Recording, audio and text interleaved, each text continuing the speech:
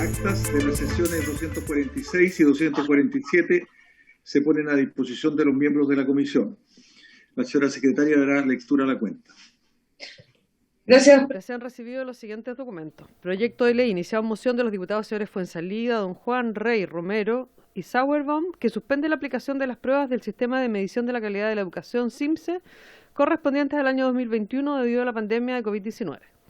Proyecto de ley iniciado en moción de los diputados señores Olivera, Osandón, Rey y Romero, que modifica la ley 21.272, que suspende la realización de la evaluación docente para el año 2020 debido a la pandemia mundial de COVID-19 para extender su vigencia para el año 2021. Proyecto de ley iniciado en moción de los diputados señoras Chicardini, Girardi, González, don Rodrigo, Jackson, Mix, Rojas, Santana, don Juan, Venegas, Vallejo y Vinte, que modifica la ley 19.070 para regular el trabajo a distancia de los profesionales de la educación y dicta normas sobre la materia, aplicables a los asistentes de la educación. Proyecto de ley iniciado en moción de los diputados señores Bobadilla, Castro, don José Miguel, Cid, Jürgensen, Longton, Pardo y Romero, que modifica la ley 20.370, Ley General de Educación, para incorporar en las bases curriculares de la educación media la asignatura de educación cívica.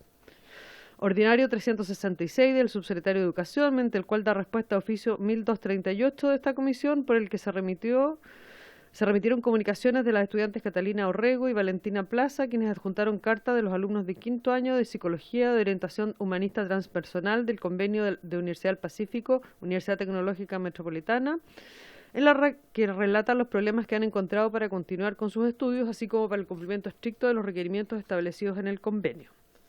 Ordinario 345, el subsecretario de Educación, mediante el cual da respuesta a oficio 1258 de esta comisión, por el que se solicitó informar acerca de la implementación de la ley 21.290, que prohíbe a los establecimientos educacionales particulares subvencionados y particulares pagados negar la matrícula para el año 2021 a estudiantes que presentan deuda en el contexto de la crisis económica producto de la pandemia por COVID-19.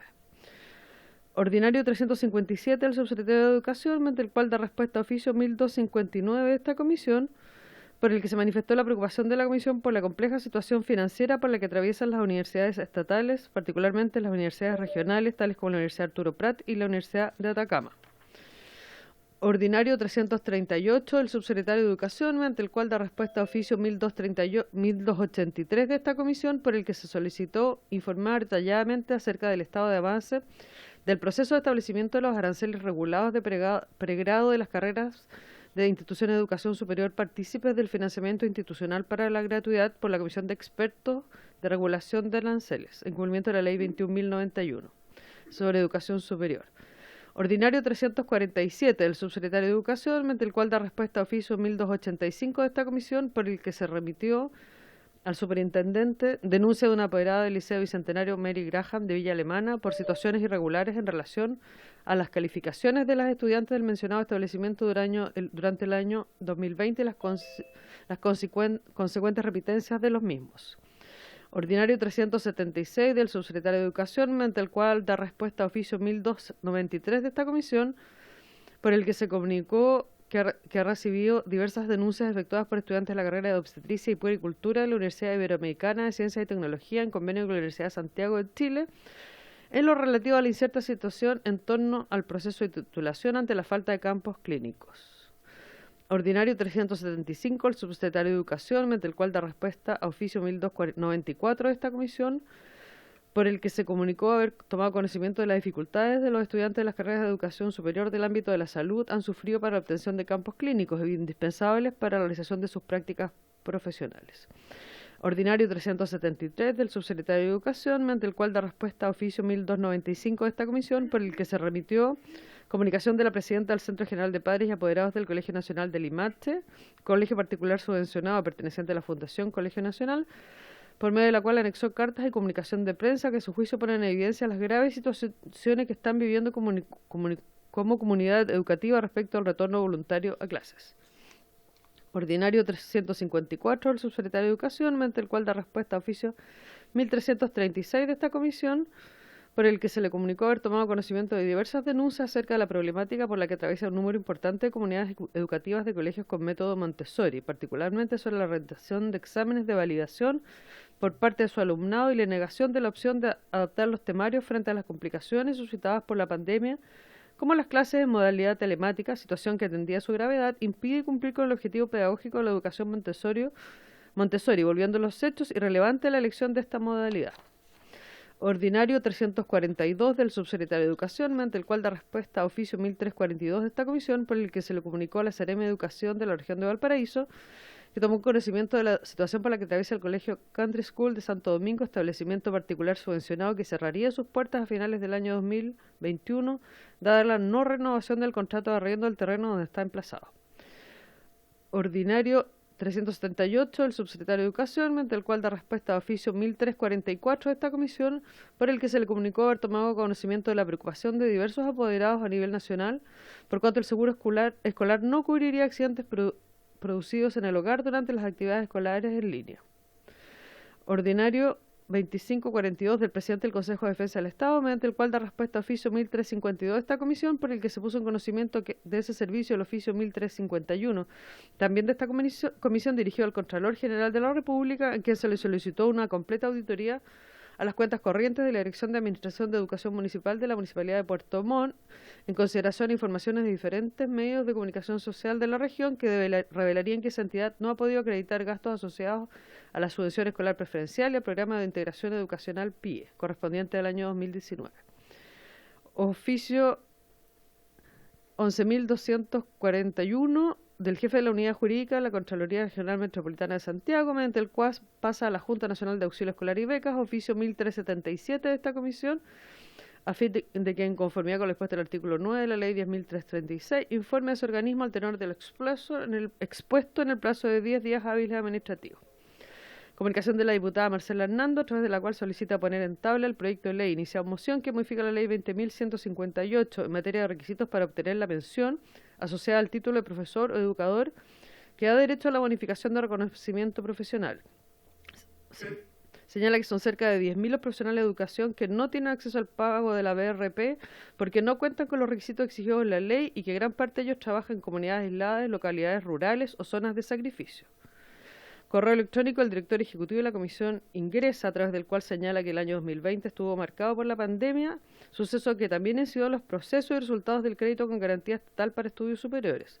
Evidencia de ello es que la firma del crédito última etapa en el proceso de asignación de esta ayuda estudiantil se desarrolló por primera vez trasladando la documentación legal por delivery a los hogares de 61.800 nuevos beneficiarios del CAE, para evitar la movilidad y el contagio. Detalla que aún así ese número de nuevos estudiantes que solicitaron el CAE en 2020 se redujo en un 3% respecto del año anterior. La caída fue mayor entre quienes comenzaron sus estudios desde primer año, probablemente porque las condiciones adversas asociadas a la crisis fueron el fundamento de la decisión de muchos jóvenes de posponer la educación superior. Y si bien la morosidad en el pago del crédito CAE también aumentó, el impacto fue menor al esperado. En ello jugó un rol la reprogramación de deudores morosos que se desarrolló hasta el último día del año y tal como fue establecido en la ley de presupuestos.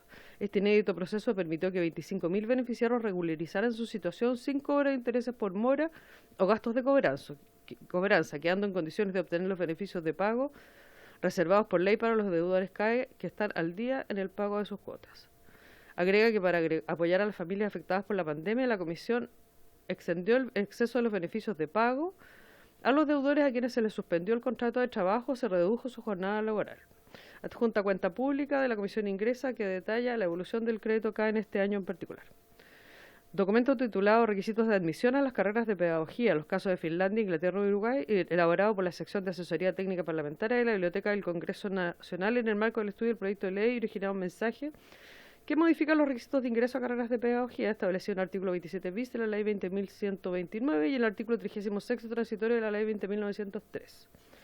Correo electrónico del Sindicato de Trabajadores del Liceo Camilo Enríquez de Temuco, a través del cual hacen llegar un informativo a la comunidad que da cuenta de los intentos de negociación entre ese sindicato y la Corporación Educacional El Bosque, realizados los primeros días de junio a fin de encontrar una solución a la huelga legal que mantiene ese sindicato. Conflicto que tiene a 2.800 estudiantes sin clases a 3 meses de iniciada la huelga. En el citado informativo se manifiesta que hasta el momento no se ha logrado dar inicio a una negociación colectiva con la corporación. Sin embargo, esa organización no ha cerrado las puertas al diálogo. Correo electrónico de apoderados organizados del Liceo Camilo Enríquez, a través del cual ya transcurrió casi 3 meses en que más de 2.800 alumnos siguen siendo vulnerados en su derecho a la educación, No existiendo fecha de resolución favorable desde diversas instancias, solicitan a esta comisión implementar el procedimiento legislativo necesario para modificar las normas excepcionales para el pago de las subvenciones educacionales del decreto con fuerza de ley número 2 de 1998 en el contexto de la pandemia por COVID-19. Lo anterior en atención a que estas normas fueron establecidas exclusivamente atendiendo la alerta sanitaria contenida en el decreto 4 de 2020 del Ministerio de Salud, lo cual se tradujo en la autorización de no considerar la asistencia medio promedio registrada por curso para el cálculo de la subvención mensual en establecimientos educacionales que hayan presentado una baja asistencia por motivos epidemiológicos. Comunicación de la directora de Aulas Hospitalarias San Sebastián, señora Montserrat Pérez Cueto, por medio del cual expone la crítica situación de las aulas hospitalarias San Sebastián, presentes en 8 ciudades del norte del país debido a una drástica disminución de la subvención entregada por el Ministerio de Educación desde el mes de abril de 2021, producto de un cambio de criterio en el cálculo de la misma en relación al año 2020 y que significaba una reducción de hasta un 70% de los recursos financieros para el funcionamiento de sus aulas. Releva que en sesión 243 de esta comisión se acordó implementar una mesa de trabajo entre el Ministerio de Educación y las aulas y escuelas hospitalarias de Chile, instancia fundamental para la cual están dispuestas a participar a la brevedad y en la que esperan encontrar una vía de solución. Comunicación del Movimiento Ciudadano Escuelas Abiertas, a través de la cual señalan que su agrupación tiene como objetivo impulsar la apertura de colegios y jardines infantiles y que la educación presencial sea declarada como una prioridad nacional. Manifiestan su profunda preocupación frente a la situación en que se encuentran miles de niños del país del año 2020, algunos incluso de 2019, que han visto la dramática preocupación de miles de apoderados de Arica a Punta Arenas, que han firmado su carta solicitando que se abran los establecimientos educacionales. Lamentan que muchos alcaldes hayan optado por no priorizar la educación y no hayan abierto sus colegios ni siquiera en fase 4. De igual manera, sostienen que el plan paso a paso no ha dado prioridad a la educación, incluyéndola como una actividad más de las que se pueden hacer desde la fase 2. Propone actualizar el plan frente a un nuevo escenario con mayor conocimiento del virus y poner en marcha colegios y jardines infantiles y utilizarlos para la trazabilidad, ya que son lugares donde los niños pueden estar seguros con protocolos exigentes. Correos electrónicos a las profesoras diferenciales Alicia Mardones, Pamela Fabio y Isamar Vera, quienes señalan que durante el mes de mayo debían cerrar la plataforma de reevaluación correspondiente al año 2020, por lo que muchos profesionales del programa PIE y escuelas especiales han sido citados a los establecimientos a ejercer labores presenciales de evaluación. Consideran que la mejor opción es mantener la subvención PIE iniciada en el año 2019 con un piso mínimo de funcionamiento debido a la situación de crisis sanitaria. También formulan diversas interrogantes respecto de la urgencia manifestada por el ministro de volver a la sala de clases. Además, exponen sus observaciones y necesidades respecto de los estudiantes con necesidades educativas especiales en relación con los despidos de profesionales que intervienen en la atención de estos alumnos, sobre el gasto personal en teletrabajo y no poder postular a los beneficios de bonos que entrega el Estado, entre otras. Correo electrónico de la presidenta de la Unión Nacional de Escuelas Especiales de Chile, señora Francia Lagos, a través del cual reitera solicitud de audiencia con la Comisión a fin de referirse a la Ley CEP para la educación especial. Comunicación de un grupo de exalumnos de la carrera de criminalística impartida por la UTEM, quienes señalan que la carrera no contaba con el campo laboral para desarrollar sus competencias y que del año 2007 comenzaron una lucha para ser escuchados buscando justicia, ya que fueron estafados por la entidad de educación UTEM, quienes en asociación ilícita pactaron con la entidad privada Celta, lanzando al mercado las carreras de licenciado en Ciencias de la Criminalística y perito criminalista con una duración de 5 y 3 años respectivamente, a las que más de 5.000 alumnos acudieron al llamado con la convicción de ser agentes de producción para el país.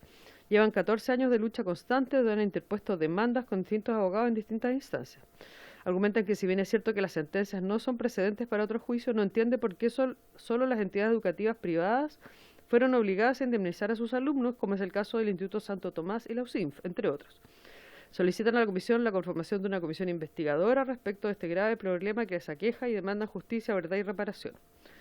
Comunicación de la señora Rosa Aguilera, que señala que tiene una trayectoria laboral de 24 años en el Colegio Bradford, perteneciente a la Asociación de Colegios Británicos de Chile. Relata que desde el año 2017 vive una situación de acoso y maltrato laboral ejercido por la rectora y la gerente de recursos humanos. Está con licencia psiquiátrica desde febrero de 2019. Agrega que aproximadamente 15 días atrás formó un grupo que llamó No Más Acoso ni Maltrato Laboral en Chile, el que le permitió ser parte de un reportaje que realizó TVN. Solicita investigar los hechos que denuncia, lo que además servirá a miles de personas que sufren este flagelo. Correo electrónico a la Secretaria Nacional de la Federación Nacional de Trabajadores de la Educación Pública, FENA-EDUP, señora Marión Cubillos, por medio del cual remite con el fin de que sirva de apoyo el documento titulado la Ley SAC, Ley 10.529 y el Ministerio de Educación, elaborado por Andines. Finalmente, comunicación del rector de AIEP, señor Fernando Martínez, por medio de la cual anuncia la apertura de una nueva sede de AIEP en Chillán, región del Ñuble, desde el periodo académico 2022, cuyo edificio estará emplazado en el casco histórico de la ciudad. Esto es la cuenta, señor presidente, que tenemos aquí al presidente titular de la comisión. Hola, le traspaso la conducción, presidente. Muchísimas gracias, Rodrigo González. Bueno, mis excusas, el tema del avión impidió que llegara a la hora como era mi intención, pero ya está iniciada la sesión y entonces, junto con saludarles a todos y a todas, les ofrezco la palabra sobre temas varios.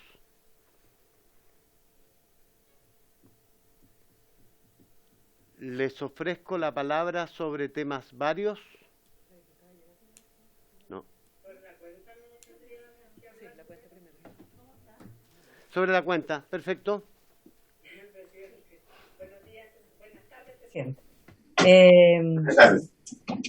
Bienvenido a su primera sesión como presidente. Muchas gracias. Presidente, que yo quería, esta es una cuenta larguísima. Yo creo que hay varias situaciones que me gustaría como revisar más en detalle, pero solamente respecto de un tema que tiene que ver con el convenio con la Universidad del Pacífico y me parece que la UTEM, ¿no? Porque hay, al mismo tiempo que hay un correo de los afectados, ¿ya?, por el mal desempeño del convenio, hay aparentemente una respuesta del subsecretario, ¿ya? Entonces quería confirmar eso, si es a lo mismo la respuesta del subsecretario, porque me parece raro que esté en la cuenta hoy la denuncia y que esté al mismo tiempo la respuesta, ¿ya?, o si es anterior. Entonces quería confirmar eso con la secretaria, presidente. Y lo otro, presidente, es el tema de las aulas hospitalarias, donde claramente parece que no fue acogida nuestra última intervención de la última sesión donde hablamos de este tema y donde efectivamente habíamos planteado que el acuerdo que había hecho el Ejecutivo con las aulas hospitalarias en el minuto que tuvimos la sesión por este tema, ¿no?, el Ejecutivo se comprometió a reunirse con las aulas hospitalarias y buscar solución, ¿no?, y claramente por los antecedentes que entregaron o la nueva denuncia de aulas hospitalarias, esto no habría ocurrido, no hay solución y se están cerrando las aulas hospitalarias, ¿no? Entonces, ya de verdad no sé qué más podríamos hacer, presidente, de esta actitud absolutamente negligente, ¿ya?, y obviamente sorda por parte del Ejecutivo de abordar un tema que la propia Comisión acordó que ocurriera, ¿no? Entonces, no sé si podríamos citar al Ejecutivo para que dé respuesta aquí en la Comisión, porque claramente no dio respuesta de acuerdo al acuerdo que tomamos en la Comisión. Bueno, para responder la primera consulta que usted hizo, estimada diputada, le voy a ofrecer la palabra a nuestra secretaria y luego voy a darle la palabra al diputado señor González, que la está solicitando. Presidente, respecto al primer tema, es una segunda respuesta. Lo que pasa es que el subsecretario ya había dado respuesta a esta solicitud y al parecer el subsecretario de Educación está reenviando todos los oficios y gran parte de estos ya habían sido respondidos directamente por los respectivos, ya sea por el subsecretario de Educación Superior o por el superintendente de Educación. Ya habían sido respondidos y el subsecretario de Educación nuevamente nos los manda, pero nosotros debemos darnos cuenta. Pero es una respuesta que ya había llegado a la comisión y está disponible. Gracias. Diputado señor González, le ofrezco la palabra. Y la segunda, presidente, lo de las aulas hospitalarias. Que pudiéramos citar, tomemos el acuerdo para citar al Ejecutivo, ya que no respondió al acuerdo que tomó la Comisión. Ok. Perfecto. ¿Perdón? Presidente, sobre ese mismo punto de la diputada Girardi. Le ofrezco la palabra sobre aulas hospitalarias. Luego tomamos el acuerdo. Gracias, presidente. Yo quiero recordar que en la sesión que tuvimos junto con el subsecretario y donde tratamos este tema, yo insistí especialmente en que hubiese un informe de parte de las días de la marcha y el resultado del trabajo que se iba a realizar, justamente porque sospechaba que podía pasar lo que está pasando y que está denunciando hoy día la diputada Cristina Girardi, que no iba a pasar nada.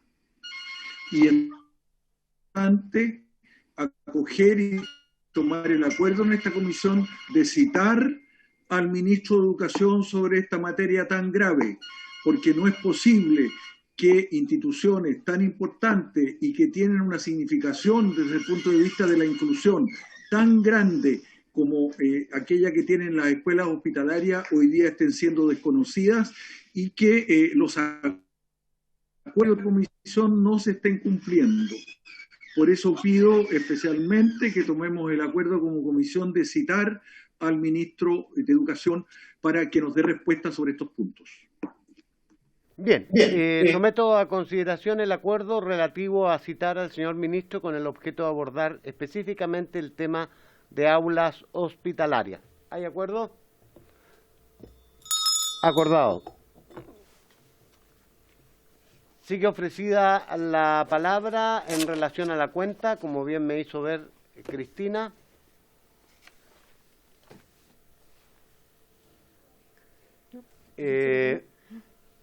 Sí, yo quiero dejar constancia de que aún la situación del Liceo Camilo Enríquez de Temuco, que tiene un conflicto, su sindicato que representa a más de la mitad de los trabajadores y trabajadoras, después de casi más de 3 meses aún no tiene solución. Y las autoridades, tanto de educación como eventualmente del trabajo, no han podido generar las condiciones que permitan una conversación y diálogo fructífero entre el sindicato y la corporación El Bosque, que es la sostenedora y propietaria del establecimiento.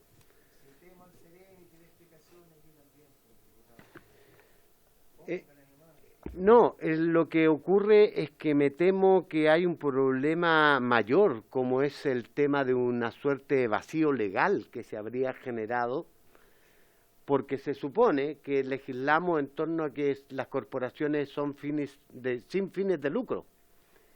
Pero definitivamente cuando existían sindicatos muy antiguos, como es el caso, cae en el ámbito de lo laboral, pero lo laboral también se lo tira a educación se lo tira a, perdón la palabra poco académica, al trabajo, y finalmente ahí tenemos casi 2.800 alumnos sin posibilidad de realizar normalmente sus actividades. Y la verdad es que la institucionalidad se muestra completamente inepta para generar las condiciones.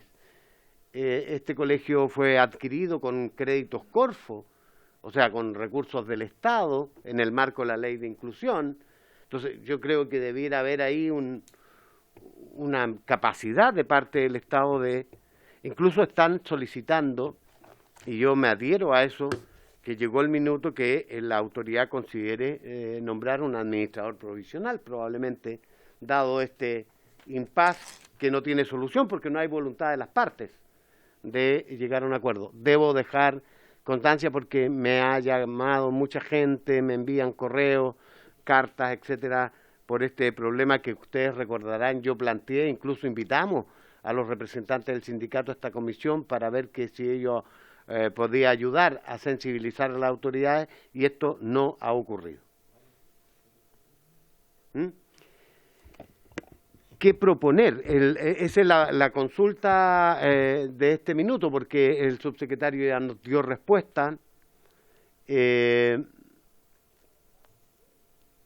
Tal vez, como tú decías, invitar al Ceremi de la región de la Araucanía, que es el que está más encima, porque esto está ubicado en Temuco, y pedirles explicaciones acerca de los caminos a seguir. ¿Les parece? ¿Sí? ¿Hay acuerdo? Hay acuerdo. Bien. Ahora sí, le ofrezco la palabra en torno a puntos varios o temas varios.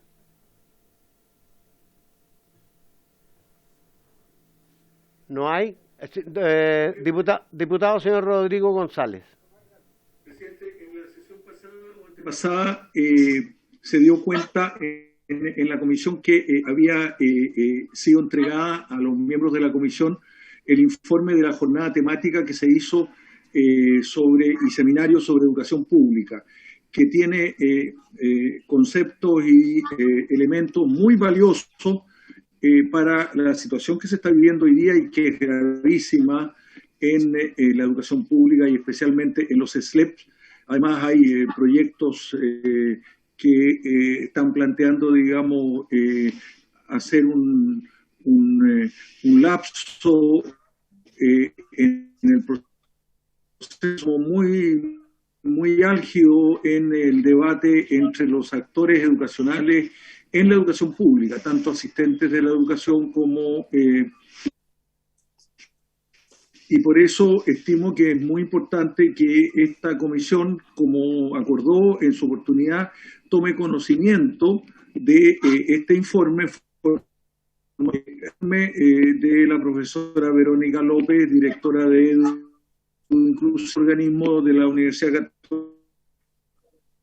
Católica, para realizar esta jornada temática. Por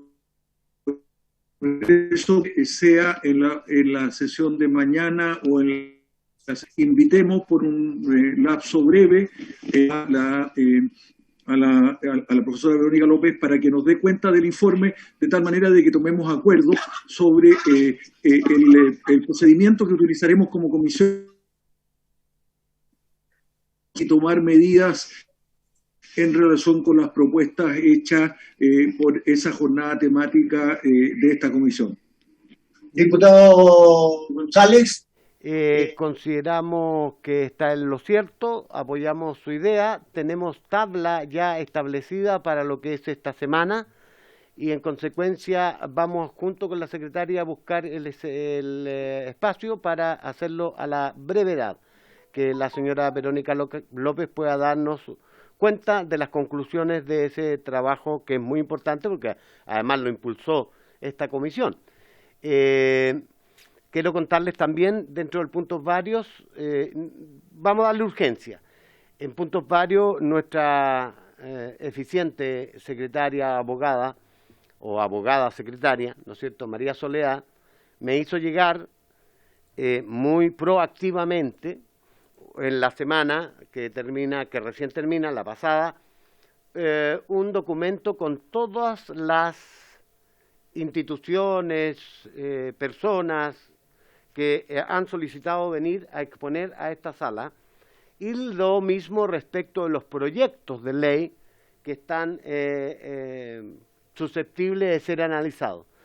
Con este elemento de base vamos a priorizar en lo que viene, ¿no es cierto?, para este periodo y que es factible abordar conforme a las urgencias y a la contingencia de lo que vamos a tener como más urgente. Así que le vamos a hacer proposiciones, yo diré que en las próximas semanas, lo más probable en el transcurso de esta, para que podamos tener una hoja de ruta acerca de cómo va a ser el ritmo, ¿no es cierto?, el timing de invitaciones y de proyectos de ley que vamos a colocar a discusión en esta comisión.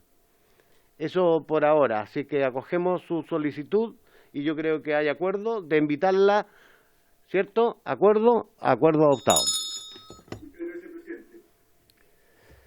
Muy bien, entonces, habiéndose puesto punto final a los temas varios, La orden del día nos señala que esta sesión especial ha sido citada con el objeto de analizar el proceso de modernización de la Junta Nacional de Auxilio Escolar y Becas, JUNAEB, que podría significar la externalización de funciones propias tales como la supervisión del programa de alimentación escolar, control en el cumplimiento de contratos, procesamiento y análisis de datos, apoyo en la ejecución, control y monitoreo de la contratación de servicios, revisión y análisis de actividades contables, presupuestarias y financieras, entre otras. En razón de lo anterior y dada la importancia que le asigna, ¿no es cierto?, esta comisión a este tema, hemos invitado a las siguientes personas. Al secretario general de la Junta Nacional de Auxilio Escolar y Becas, don Jaime Toá Lavanderos, al presidente de la Federación Nacional de Trabajadores de la Educación Pública, FENAEDUP, señor Wilfredo Terzán Pinto. Lo acompañan además la presidenta nacional de la Asociación de Funcionarios de la JUNAEB, AFAEB, señora Carolina Pizarro Donosos, el secretario nacional de la AFAEB, señor Danton Vera Leighton. Entonces, me parece que lo razonable, a no mediar una opinión distinta de parte de ustedes, es que debiéramos escuchar primero a los representantes del gremio, ¿no es cierto?, partiendo por la Federación Nacional de Trabajadores, en el mismo orden, la presidenta nacional y después al secretario nacional de AFAEB. ¿Les parece? Y luego, una vez hecho el planteamiento, escuchamos al señor secretario de la JUNAEB, secretario ejecutivo, don Jaime Toá. Por tanto, perdón, diputada Girardi.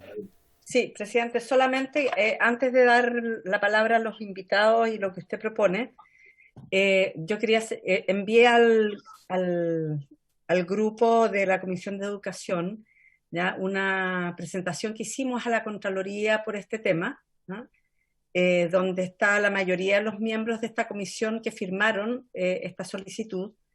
Sería bueno a lo mejor ver si todos la quieren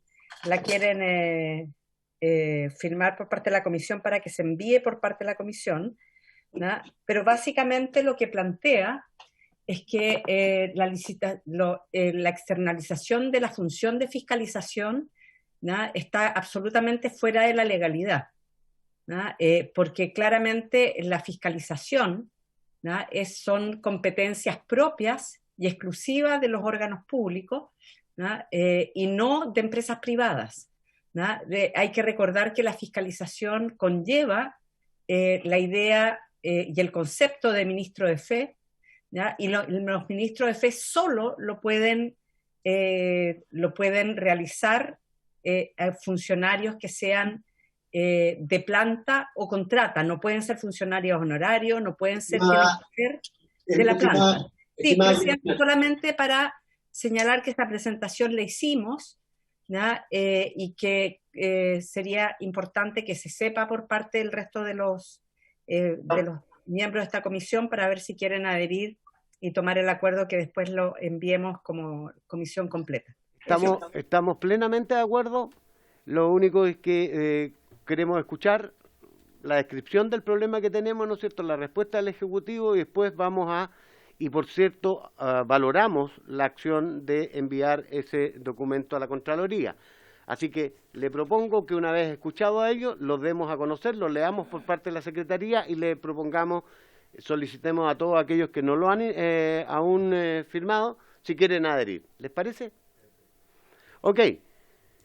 Entonces, le ofrezco la palabra al presidente de la Federación Nacional de Trabajadores de la Educación Pública, don Wilfredo Terzán Pinto, o Terzán.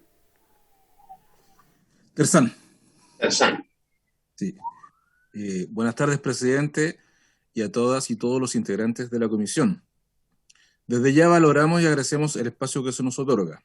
Mi nombre, tal como lo señalaron, es Wilfredo Terzán Pinto, y en nombre de la Federación de Trabajadores Públicos de la Educación, organización que actualmente presido y que está compuesta por 6 asociaciones base que congregan en su conjunto a más de 10.000 trabajadoras y trabajadores, entre ellas la Junta Nacional de Auxilio Escolar y Becas, hemos solicitado este espacio a la Comisión de Educación de la Cámara de Diputadas y Diputados para poder plantear una situación de alta complejidad que ocurre al interior de la JUNAEP y que nos ha generado un alto nivel de preocupación. Esto tiene que ver con procesos de externalización de servicios muy particulares, entre otras cosas, que se vienen dando en el último año. Sobre el detalle no me extenderé, solo a modo de introducción, quiero decir que si se llega a un proceso de tercerización de servicios, si bien este debe tener como condición fundamental agregar valor a la institución en la cual se está realizando, pero además y por sobre todo debe enriquecer el servicio que se entrega a la ciudadanía. En este caso a niñas, niños y jóvenes, quienes deben estar siempre al centro, pero en ningún caso atender en exclusiva a los arbitrios de las autoridades de turno. Hoy, junto conmigo, participan en esta presentación en el siguiente orden. Dantón Vera, secretario nacional de AFAEP, Carolina Pizarro, presidenta de AFAEP, y Marión Cubillos, dirigente de Andime y secretaria nacional de la Federación de Educación. A quienes dejo con ustedes. Muchas gracias. Muchas gracias. Le ofrezco la palabra de inmediato entonces a la presidenta de la Asociación Nacional de Funcionarios de la JUNAEP, la señora Carolina Pizarro Donoso. Señora Carolina. Muchas gracias. Primero que nada, saludarlos a todos, a todas.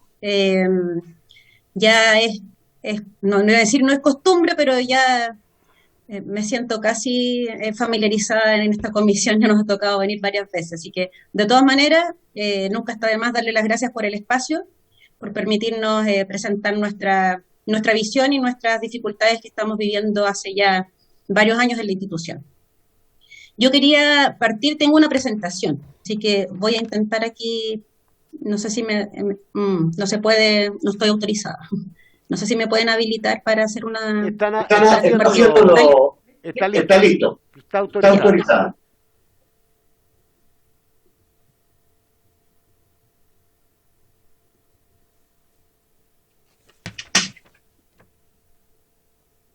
Primero contarles que en realidad nosotros ustedes como diputados, hace un par de años, el 2019, formaron una comisión investigadora para ver los temas relativos a las licitaciones y las fallas, digamos, y las dificultades, deficiencias que se habían encontrado en la implementación del programa, sobre todo en educación parvularia, en algunas comunas que habían sido denunciadas y ante lo cual la Contraloría hizo un informe. Se generó esta comisión investigadora y nosotros estuvimos ahí participando. Entonces, yo quería de todas maneras hacer un pequeño recuento respecto a lo que fue, porque lo que estamos viviendo hoy día es parte de la continuidad de esas mismas dificultades que señalamos hace 2 años. Los aspectos centrales tenían que ver con las dificultades en el programa de alimentación y las supervisiones, ¿no? La falta de control respecto del cumplimiento de los contratos tanto en calidad como en oportunidad. Y aquí que encontramos, estas eran como las conclusiones que nosotros les presentamos a ustedes. Primero, que había una gran discrecionalidad de la dirección en cuanto a decidir las bases, las condiciones en las que se licita. Eso sigue siendo así. Yo además lo traigo a colación porque estamos en la misma situación de hace 2 años atrás. Además, los cambios en la estructura interna, que en el fondo el director de turno, en este caso Jaime Toá, puede decidir legalmente, porque tiene facultades, cambiar las bases de licitación en el programa de alimentación todos los años, ajustándolo a requerimientos que desconocemos, y también a cambiar la estructura interna, que nosotros hemos vivido varios pequeños cambios hasta ahora que ya son cambios más drásticos y que involucran a toda la institución. Y eso también hace que ese poder tan discrecional que tenga, en el fondo tiene poco control también para nosotros, respecto de la labor que debe hacer la institución. Tenemos un poder fiscalizador disminuido. ¿Por qué? Porque tenemos bases de licitación que son permisivas para las empresas. Y además, veíamos en ese entonces una gran cantidad de multas que no se ejecutaban. Habían un montón, ¿no es cierto?, de multas que finalmente, dado el procedimiento, lo largo que es y lo difícil que es cobrarlas, terminábamos con un perjuicio fiscal realmente de multas no cobradas por ineficiencia de nuestro propio servicio.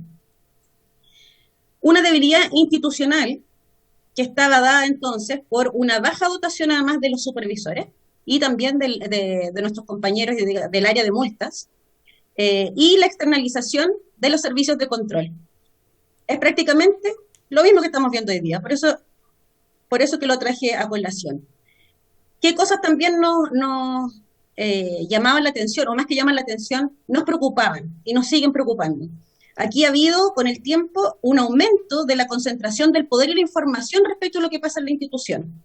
Una institución que maneja grandes contratos con privados, la mayor parte de su presupuesto es para transferencias, y sin embargo tenemos jefaturas de departamento, hoy día además en esta nueva estructura también, sin proceso de selección, que son definidas a dedo por la autoridad, son cercanos, no sabemos, gente de confianza. Se ha ido excluyendo cada vez más a los equipos profesionales de la toma de decisiones. Tenemos una alta externalización, que es lo que en ese momento alertábamos, pero que ha seguido creciendo. En ese momento también teníamos un tema muy puntual, ¿no es cierto?, con tratos directos que también estaban cuestionados. Y finalmente hay un círculo de confianza alrededor de la dirección que impide que también nosotros los funcionarios podamos controlar y tener tranquilidad respecto a la transparencia, la objetividad y la probidad con que se está actuando. Eso sigue tal cual. Yo creo que se ha ido aumentando. De hecho, hoy día con la reestructuración que estamos viviendo, las jefaturas de departamentos nuevos, por decirlo así, ya no sé si se llaman departamentos, son personas de confianza de la dirección. Incluso algunos con problemas en el trato a las personas. ¿Qué les decíamos en esa ocasión? ¿Qué cosa? Aquí teníamos un montón de propuestas, algunas más técnicas, que tenían que ver con los problemas de la licitación, de la supervisión, de los precios de excepción, que eran también como muchas garantías para las empresas. Y ahí, en todo caso, solamente quiero centrarme hoy día en el tema de la supervisión y de multas, que eran como un área que nosotros veíamos y creemos todavía que es necesario reforzar. Reforzar en términos de tener más supervisores. No mantenerlos. De hecho, había ahí una brecha muy grande, que aquí está. Si se fijan, lo que decíamos en ese entonces, que al menos deberíamos duplicar la cantidad de supervisores. Por lo menos. Hoy día no hay más supervisores. Nosotros les decíamos hace 2 años, al menos duplicar los 133 supervisores más, pero no tenemos más supervisores. Y de hecho hemos tenido menos, porque la gente ha ido entre jubilando, enfermándose, retirándose, y no hay reemplazos, así que hemos ido disminuyendo nuestra dotación. Por otro lado, pensábamos que, y sostenemos todavía, que si se quiere reforzar, digamos, y fortalecer la institución, lo que hay que hacer es modificar nuestra ley de planta, que la tenemos desde el año 64. Y pasar de la supervisión que tenemos hoy día, que es como cada vez una supervisión más amigable, con menos herramientas de fiscalización y de control, sino que aquí, en la última etapa pre-pandemia, ¿no es cierto?, la visión que se había impuesto es que aquí los supervisores tenían que ser como aliados prácticamente de las empresas para mejorar los problemas. Entonces, era una asesoría para que mejoraran los problemas. No para multar, porque el foco no estaba en multar, sino que en mejorar el servicio. Cuestión que resultó muy difícil para nuestros compañeros supervisores, porque era como, hasta a veces, programar juntos una visita al colegio. Entre la empresa, el supervisor de la empresa y el supervisor de JUNAEV. Irse juntos en un vehículo. Ese tipo de aberraciones se interpretaban de esta disposición de ser una especie de asesor. Cada vez menos éramos los fiscalizadores. Y bueno, y también era reforzar un poco y revisar los procesos sancionatorios, porque también se había eliminado el proceso especial. Aquí también teníamos un montón de propuestas respecto de multas y del cobro de garantías. No externalizar la elaboración de bases, porque obviamente es una cuestión que corresponde a JUNAEV, que hoy día está un poco abierta la posibilidad a externalizarlo en esta última licitación. La reestructuración, también pensábamos que era necesaria una reestructuración, pero a que multas se transformara en un departamento más fortalecido, con una jefatura dispuesta por concurso, con competencias técnicas, Y resulta que hoy día lo que tenemos es que en esta reestructuración que han hecho, Multas desapareció. Ya no es ni siquiera una unidad. Entonces, si empezamos a mirar, y no hay que mirar tan bajo el agua, aquí pareciera que hay una intención y un interés porque Junaep realmente sea débil en el control y en la fiscalización, porque eso ayuda a los negocios que mantiene la institución indirectamente con estas empresas a las que contratan. Y tenemos en el fondo, o fortalecemos la institución o seguimos externalizando. Y al parecer, la dirección actual lo que ha optado es por seguir externalizando. Eso que también en lo más funcionario también es un problema, porque genera a veces más trabajo para que ganen las empresas. Terminan funcionarios trabajando, haciéndole la pega, corrigiendo el trabajo que hacen estas empresas, porque desconocen realmente la operatividad de los programas y las realidades que se viven en la implementación. Por lo tanto, tampoco es algo que sea un alivio para los funcionarios, no es así. Termina siendo una pega de supervisión del trabajo que hace la empresa, que se supone que te está liberando de ciertas tareas. Bueno, y ahí decíamos, repito lo mismo, estamos en la misma situación. Teníamos una licitación que externaliza funciones propias de la Junaep, que era el tema del control de las multas. Y ahí tuvimos una empresa externa que fue Pricewaterhouse, a la que prácticamente hubo que extenderle el contrato para que aprendieran a hacer el trabajo, y nuestros compañeros de funcionarios de Junaep teniendo que apoyar para que ellos pudieran ganarse la plata que se habían ganado por esa licitación.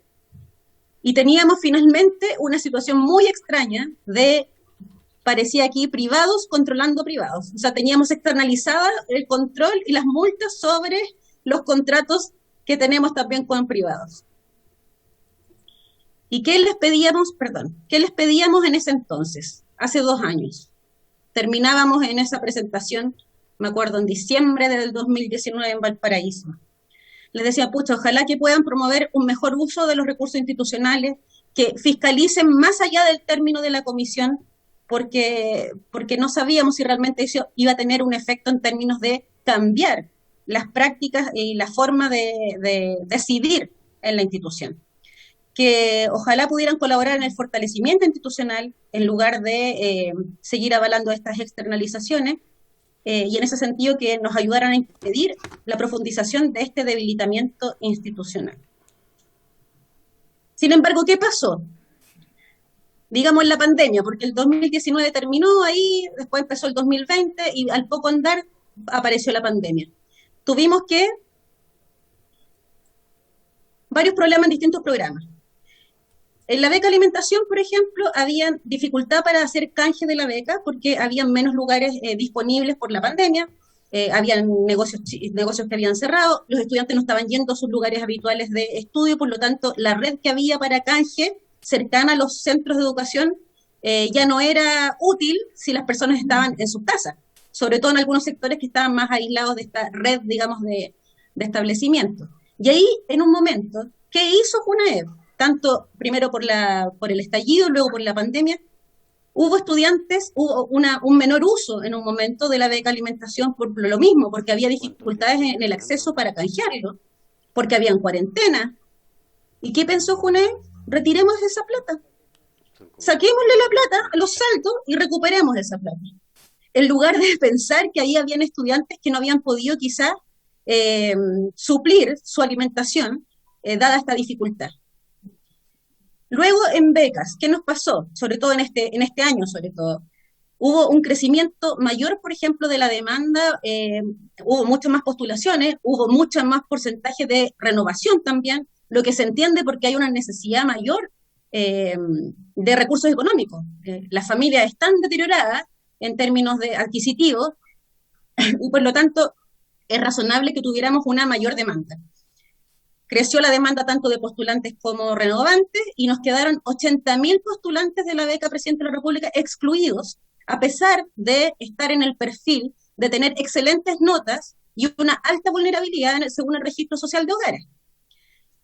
Y las respuestas son que están bajo el corte. ¿Qué es lo único a lo que quiero ir es cuál es la visión que hay en cada una de esas decisiones? ¿Dónde está la importancia de la labor social que FUNAEP realiza? En el HPB, ¿qué pasó el año pasado? En abril más o menos,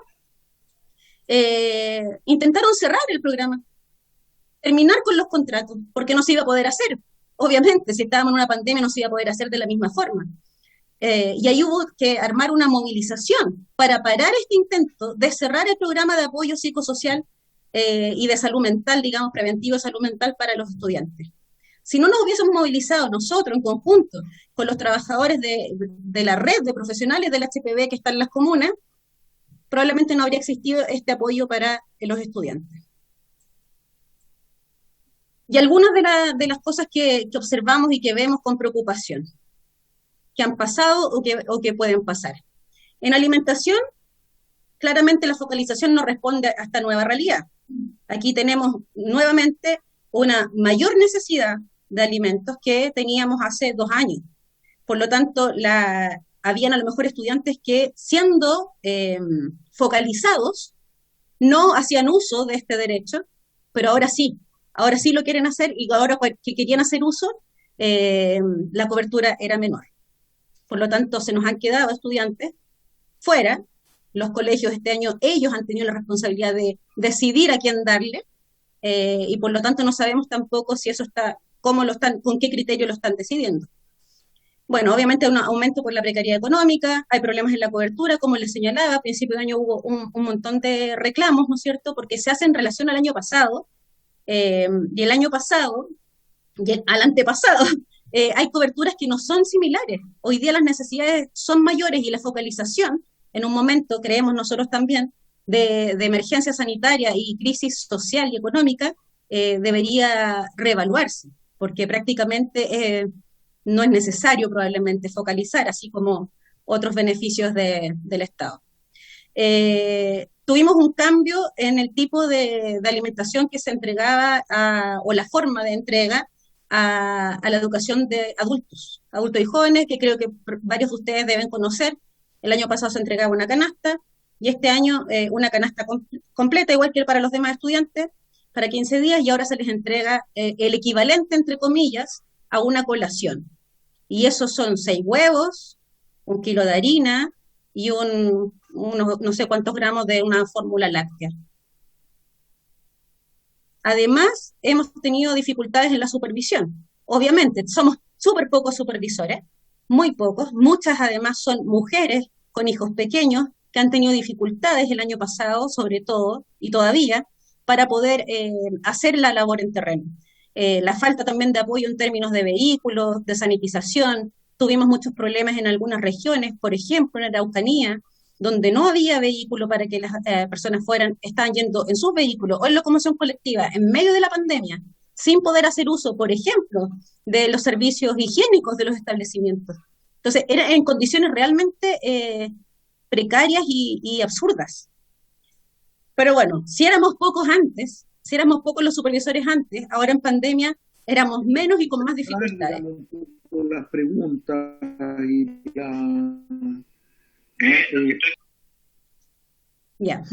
en salud tuvimos también dificultades porque obviamente nuestros programas no se podían implementar de la misma forma, lo que implicó que tuviéramos un 80% menos de atenciones en servicios médicos el año pasado, lo que obviamente va a significar un aumento del daño en los estudiantes, al no ser también atendidos a tiempo en el momento en que corresponde para tener un tratamiento oportuno. En el tema de salud bucal también vamos a tener un daño acumulado porque hubo prácticamente 6 meses que no se atendió, que solamente se estuvieron viendo algunas urgencias, y eso va a significar también una mayor demanda, tanto de situaciones más graves, de urgencia, pero también a la red de salud, que podría tener que atender este tipo de perfil, digamos, cuando son nuestros usuarios. En becas también tenemos esta situación de que la focalización hoy día no responde a la realidad de emergencia, y por eso tenemos una cantidad tan grande de estudiantes que quedaron fuera, y nuestros funcionarios teniendo que darle explicaciones de algo que es muy difícil de explicar. Bueno, y eso genera una alta insatisfacción usuaria, con un aumento también de presión para nuestros compañeros, que son los que tienen que enfrentar día a día a los estudiantes y a sus familias que buscan explicaciones y muy molestos por no obtener la beca o las ayudas que requieren. Y el panorama general, entonces, tenemos, por un lado, una externalización de algunos servicios que son, ¿no es cierto?, que están licitándose y que está profundizando la privatización, en el fondo, de la institución, de las funciones de la institución, con una reestructuración interna que también, de cierta forma, es consistente con este debilitamiento institucional, y una pandemia que ha afectado también nuestra capacidad y nuestro estado como funcionarios. En la externalización aquí se externaliza todo. Yo no sé en qué servicio tiene todo externalizado, porque aquí no solamente son las cuestiones como del negocio, ¿no es cierto?, que es el programa de alimentación, la entrega de los alimentos, los útiles escolares, los computadores. También se externaliza la asesoría, ¿no es cierto?, para el diagnóstico institucional respecto a lo que necesitábamos de reestructurar, la construcción de los perfiles, el diseño de la estructura, el apoyo a la gestión del cambio, todo eso, pese a que tenemos un departamento de gestión de personas que también podría hacerlo, o esto reducirlo a un mínimo. Lo que tenemos que aquí pareciera que la gestión del cambio también fuera un negocio para privados. Se licita la supervisión del PAE por 2 años, sin toma de razón, lo mismo que en la otra licitación, que son las dos aproximadamente por un poco más de 700 millones de pesos por 2 años.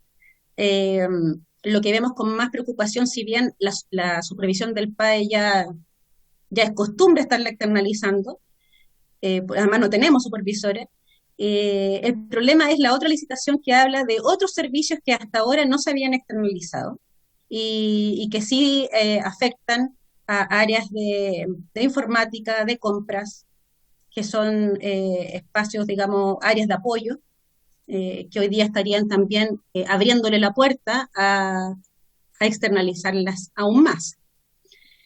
Y bueno, en la reestructuración, contarles que desde el año 2019 se anunció un proceso de modernización de la institución que para nosotros se ha transformado en sinónimo de reestructuración. Ha sido un proceso impuesto e irregular, donde no ha habido participación de los funcionarios y funcionarias. Probablemente, y como veo que está el director, él puede mostrar que hemos participado en muchas reuniones, en muchos talleres, muchas horas de trabajo, pero son formales. Aquí no hay incidencia. Lo que hicimos fue ir a talleres donde dijimos hicimos la tarea que ellos nos pidieron que hiciéramos, pero sin poder opinar, sin poder conocer lo que estaban pensando, sin entender el diagnóstico, sin saber qué es lo que se espera de esta reestructuración. Hay un nivel de desconocimiento hasta hoy día, a pesar de que ellos, digo yo, la dirección, ya ha hecho todas las resoluciones que cambian la estructura, el organigrama, las funciones, los perfiles, y nos han mandado toda la documentación. Pero es así como nos hemos enterado, con los correos donde van las resoluciones adjuntas. Bueno, es eso. Además, no hay una evaluación de las competencias ni claridad de los perfiles, por lo tanto tampoco sabemos por qué una persona X está ahora a cargo de 2, de 3, lo que eran 2, 3 departamentos, por ejemplo. Porque esa es una decisión que tomó la autoridad y no sabemos los criterios ni hemos participado de eso. Además, ni siquiera cumple las etapas que ellos mismos diseñaron. Ellos para el proceso de cambio habían diseñado un montón de actividades, entre las que estaban acompañamiento, reuniones con la propia asociación, que decían que iban a tener cada 15 días. Nosotros hemos tenido, el año pasado, después de marzo, no tuvimos reunión hasta octubre, por el tema de la reestructuración o modernización. Y luego de octubre, tuvimos ahora este año, porque prácticamente la pedimos, porque sabíamos que estaban pasando cambios. Y ahí nos llamaron porque le pedimos esa reunión. Entonces, no ha habido un trabajo colaborativo, ni conjunto, ni con nosotros, ni con nuestros compañeros, digamos, tampoco. O sea, no es que solamente hayan hecho un lado la asociación. No nos reconocen por un lado, pero nuestros compañeros y compañeras tampoco.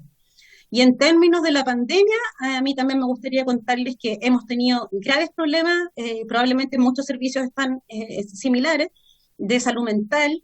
Hemos hecho mediciones, nosotros tenemos contratada una profesional, psicóloga, donde pudimos verificar que teníamos un aumento importante de sintomatología depresiva y ansiosa.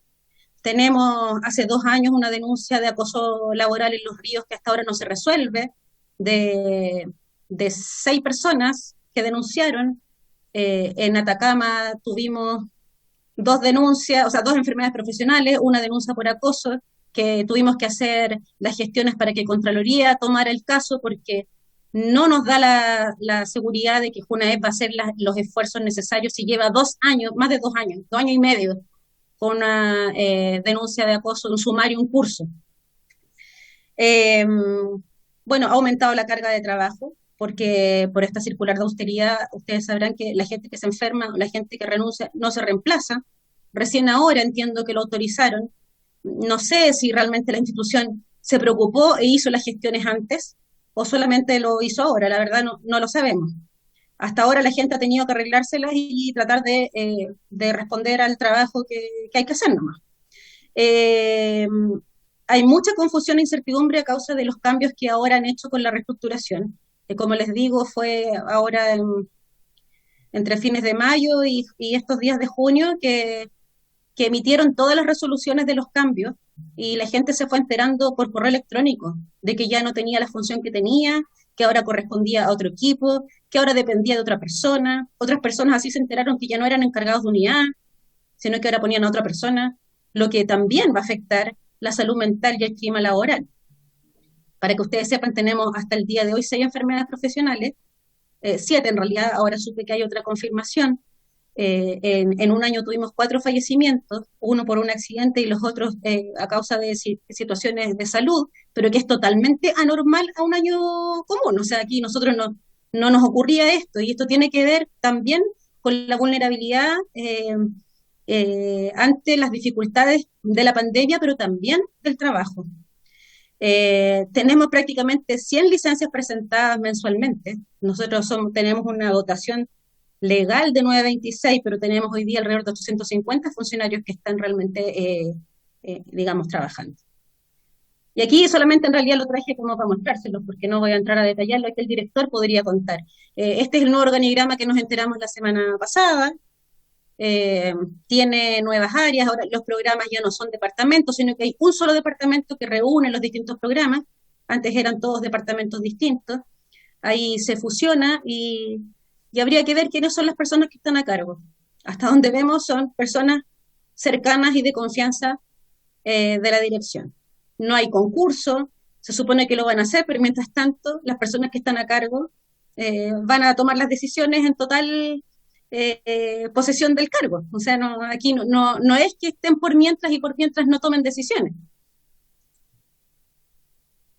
Y bueno, respecto de la licitación, de la última licitación que externaliza nuevas funciones para nosotros, que es como un nuevo espacio de externalización, habla de realizar el monitoreo, levantamiento, recopilación, revisión y digitación de documentos y análisis de información relativa a las obligaciones contractuales de proveedores de programas de Junaed. O sea, externos van a monitorear a externos. Los contratos que Junaed tiene con proveedores los van a monitorear, recopilar y revisar otros privados. Además, el análisis de datos, generación y mantención de dashboards y reportes que permitan la correcta gestión de los contratos de los programas de Junaed. Ahí hay información, hay datos que pueden ser sensibles y van a estar en manos también de empresas privadas. El apoyo en la ejecución, control y monitoreo para la contratación de servicios de los programas de Junaed. ¿Qué es eso? O sea, ahora vamos a tener el control y monitoreo para la contratación de servicios externalizado. Pues eso, ¿cómo no lo van a hacer nuestros propios equipos? ¿Cómo no lo van a hacer en las áreas de administración, contratos y compras? Y el control financiero de los programas de Junaed. O sea, ahora podría ser algo tan absurdo como externos controlándonos a nosotros. El trabajo que nosotros hacemos, haciéndonos el control financiero, externos a Junaed. Bueno, por todos estos motivos, que en el fondo, por lo que hay de arrastre, por el momento en que estamos viviendo de la pandemia y por la realidad institucional que tenemos, nosotros lo que vemos es que esta reestructuración es dañina. Tenemos que ha sido confuso, discontinuo, errático, hay compromisos que la propia dirección se puso que no cumplió, tenemos compañeros que están principalmente agobiados emocionalmente, estaban antes de esta reestructuración y ahora están peor. por las condiciones de trabajo en las que hemos estado, los costos en los ambientes laborales, jefaturas y directivos que no están interiorizados aquí o hacen como que no están interiorizados porque las personas cuando les preguntan ellos no saben, están esperando que les digan de Santiago qué hacer. Los perfiles, nunca tuvimos los perfiles anteriores, se suponía que todos íbamos a tener nuestro perfil antes de cualquier reestructuración y después íbamos a tener uno nuevo. Bueno, no tenemos el antiguo, se saltaron eso y ahora tenemos nuevos, pero la gente tampoco entiende cuáles son sus funciones o cómo va a operar y ya están nombrados y prácticamente tienen que hacerse cargo y empezar a funcionar desde ese rol, no sé, ayer, ¿entiendes? Desde que la dictaron. Tenemos jefaturas sin concurso, por lo tanto no hay ninguna garantía de que cumplan el perfil ni que tengan las habilidades técnicas ni humanas. Y además había un nulo, o sea, no ha existido un proceso de acompañamiento y preparación para el cambio. Entonces, en medio de una pandemia, con la gente agobiada, como estamos la mayoría, ¿no es cierto?, probablemente de las personas, hablar y tratar de hacer esta reestructuración que realmente es cambiar de puesto a la misma gente, es como confundirnos y probablemente tener entonces menos control, porque vamos a estar tan preocupados de estas nuevas funciones que ni siquiera vamos a darnos cuenta y advertir si hay otras situaciones que atender en términos de probidad o de negocios, que es lo que nos preocupa hace mucho tiempo. Carolina, bueno, Carolina, disculpe. está acercándose al final de su presentación porque queremos tener espacio para las otras presentaciones. Sí, estoy terminando. Bueno, ¿y qué es lo que finalmente, por qué creemos que es necesario de tener esta reestructuración? Porque no fortalece la dotación y los recursos propios, justifica la mantención de la externalización como solución, que es lo que está haciendo, mientras no está reestructurando, está externalizando más, menos control tendremos de supervisar y controlar a los privados, y habrá entonces más espacio para el abuso y enriquecimiento a costa de la calidad y oportunidad. Seguimos en esta misma situación. 2 años después de la comisión investigadora, estamos en una misma situación de una alta concentración de poder y discrecionalidad de nuestra autoridad. Ahí terminé. Gracias, Carolina. Queremos hacerle, por la importancia y por la calidad de la presentación que usted ha hecho, quisiéramos rogarle la envíe, por favor, a la Secretaría para compartirla con todos los miembros de esta comisión. Le ofrezco, de nada, que le ofrecemos de inmediato la palabra al señor secretario nacional de la AFAEF, don Danton Vera Leighton. Gracias, presidente. Saludar a todos los miembros integrantes de la comisión y esperar que todo lo que se ha comentado hasta ahora en este rato, digamos, realmente pueda tener una resonancia de carácter urgente. Lo que está pasando con la JUNAEP no es ajeno, no es una cuestión privativa de la JUNAEP. Lo que está pasando con la JUNAEP es un síntoma del deterioro estructural del sistema público de educación. No se puede entender la crisis de la JUNAEP si no se comprende la crisis general del sistema público de educación. Y créanme que desde la experiencia más y de la vivencia, desde el 2011, que queda, y algunos parlamentarios de aquella oportunidad lo recordarán, pero desde 2011 es sintomatológico que cada vez que la JUNAEP hay una resonancia de crisis interna, está vinculada sí o sí a dinámicas que tienen que ver con las comunidades y los territorios con los que nosotros trabajamos. Por lo tanto, quiero solamente enfatizar de que esto es un tema que no atañe solo a la JUNAEP. Hoy día se visibiliza de manera fuertísima, potente, digamos, a través de la JUNAEP. Por lo tanto, es un tema profundo que si no lo atendemos, digamos, no, es muy probable que esta cuestión solo empeore, digamos, ¿no? Y lo segundo que quería llamar la atención es que este proceso de modernización o reestructuración llama mucho la atención que se haga de espaldas a un proceso constituyente. Cuando justamente se está hoy día cuestionando las bases sobre las que se ha construido el desarrollo actualmente y el impacto que en particular ha tenido en el mundo de la educación pública, se emprende una reestructuración de una institución íntimamente ligada al tejido territorial de las comunidades educativas, sin mirar, digamos, este proceso donde nos plantea probablemente un Estado mucho más cercano, mucho más próximo a la población, a las comunidades educativas. Nos parece que es inoportuno, como decía un autor por ahí, la modernización puede rascar muy bien, pero tiene que rascar donde pica. Y aquí da la impresión de que puede estar muy bien formulada, teóricamente muy bien fundamentada, pero creo que no está mirando la realidad de la institución y de sus trabajadores y actores que la componen. Hoy día, soslayar este conflicto, estimadas y estimados parlamentarios, soslayarlo, es ya dejamos de ser inocentes. Esto no puede continuar. Se han superado todos los límites de tolerancia, tanto programáticos, desde la mirada del trabajador del Estado, como también desde el humano, ¿no? Los efectos y consecuencias que esto ha conllevado para el mundo del trabajo, desde el punto de vista de la salud, es una representación de la falta de ocupación del Estado, de su gente que hoy día está haciendo frente a la pandemia, y que, dicho sea de paso, pandemia que no se ha controlado aún, pandemia que probablemente va a mantenerse y que se suma a una crisis que es de orden laboral, económica, que se va a prolongar por varios años y que nos obliga a pensar probablemente en una institución que esté en condiciones de afrontar este escenario de emergencia. Entonces me pregunto, ¿esta modernización y esta reestructuración que nos están proponiendo está pensando en esa realidad de crisis, en este estado de cosas que han vulnerado a la población durante todo este tiempo? Nosotros creemos que no.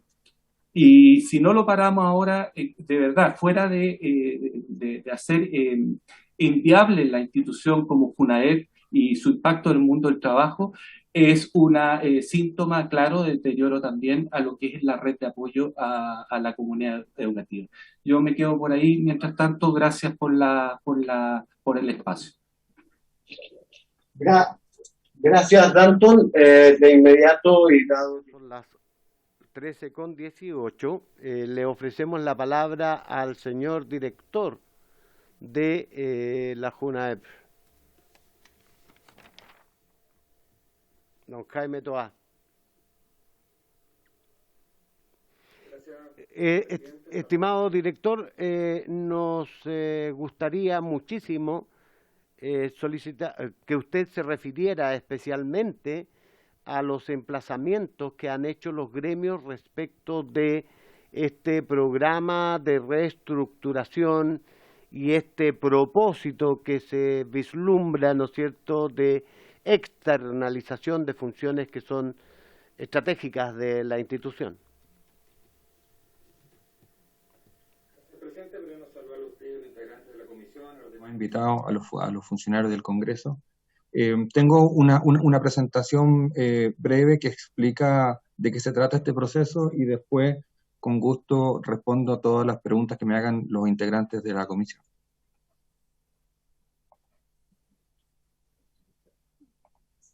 Voy a ver si se comparte. Ahí, presidente, no sé si ven la presentación. Sí, correcto. Bueno, primero decir que este es un proceso que venimos trabajando hace mucho tiempo, con mucha profundidad y con mucha calma, y que tiene que ver con la crisis que ocurrió en JUNAEP el año 2015, una crisis que la tuvo al servicio muy complicado, y a raíz de eso se han venido haciendo una serie de cambios y modificaciones y reformas al servicio que buscan, en primer lugar, fue estabilizar la institución que estaba en una situación muy compleja, que no le permitía ejecutar los programas correctamente, y ahí es donde se estabiliza y se comienza un proceso de generar los diagnósticos necesarios para determinar las causas de esta crisis institucional. Durante el 2017-2018 se hace un fortalecimiento adicional de la institución se fortalecen algunas áreas, se fortalecen algunos procesos, pero todavía más bien atacando directamente a los problemas, a los síntomas, sin un trabajo de reforma estructural. Y el año 2019-2020 iniciamos el trabajo en que busca fortalecer la institución en el mediano y largo plazo, no solamente en las acciones de cada año, a través de una reorganización de la misma, ya más de fondo, y que da respuesta a una serie de diagnósticos que voy a explicar a continuación. Lo primero, existen dos comisiones investigadoras de la Cámara de Diputados, del 2016 y otra el año pasado, en que primero se habla en las conclusiones de los propios diputados de una debilidad institucional, y además que se atribuye a la antigüedad de la estructura de esta misma. También se solicita en el punto 6 de esa comisión un rediseño de la institución, que dice en relación a fortalecer la estructura de los departamentos relacionados con el programa de alimentación, con especial énfasis en el rol de Departamento de Administración y Finanzas. Se pide rediseñar la estructura orgánica del servicio y también crear un departamento de estudios que detecte las necesidades y que se adapte al carácter dinámico de las exigencias sociales que inspiran. Esto es uno de los primeros mandatos que recibimos de la propia Cámara de Diputados que inspiran el proceso que estamos llevando adelante.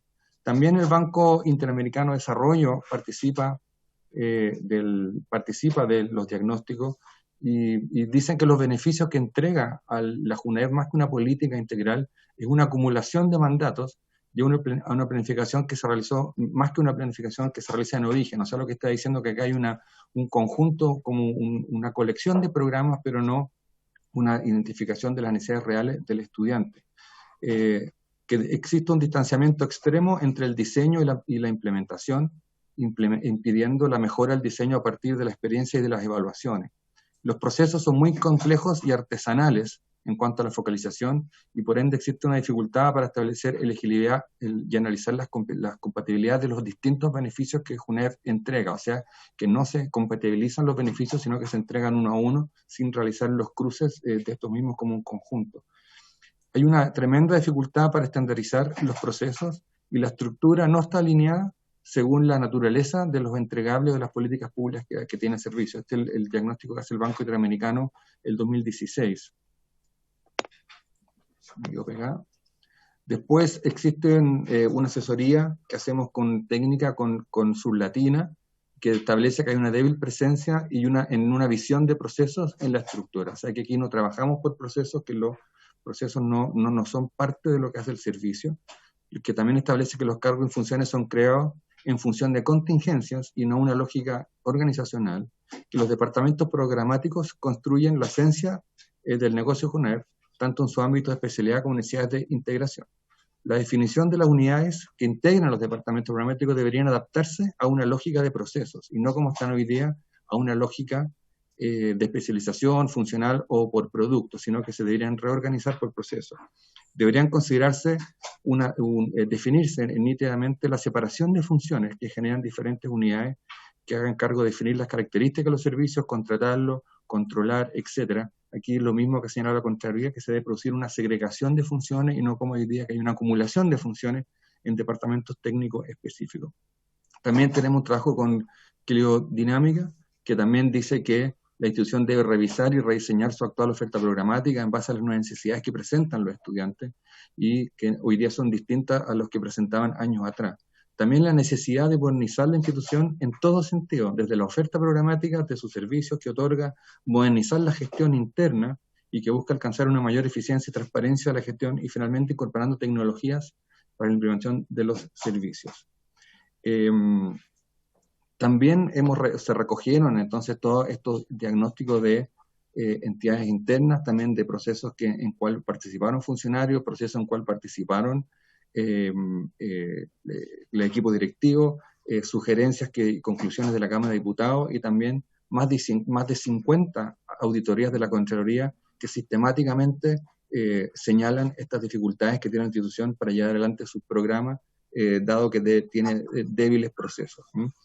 ¿Qué es lo que se concluye en resumen? Que la estructura actual impide aprovechar las sinergias entre programas. Cada programa opera por sí solo y de manera independiente, y no hay ninguna sinergia. Por ejemplo, el Departamento de Salud no tiene ningún cruce con el de alimentación para tratar temas de obesidad, el mapa nutricional que hace planificación no tiene cruces porque son compartimentos estancos que operan de manera independiente. Por ende, no hay una visión unificada de las políticas públicas y programas del servicio. Existe una deficiencia en la gestión de los contratos. La comisión de la propia Cámara de Diputados conoció las dificultades que tiene el servicio para administrar los contratos, para cerrar los procesos de multa. Hay contratos del año 2011 que recién con un tremendo esfuerzo estamos liquidando, y todos los sucesivos contratos el servicio tiene, dado sus débiles procesos y procesos mal diseñados, mucha dificultad para llevar adelante estos contratos.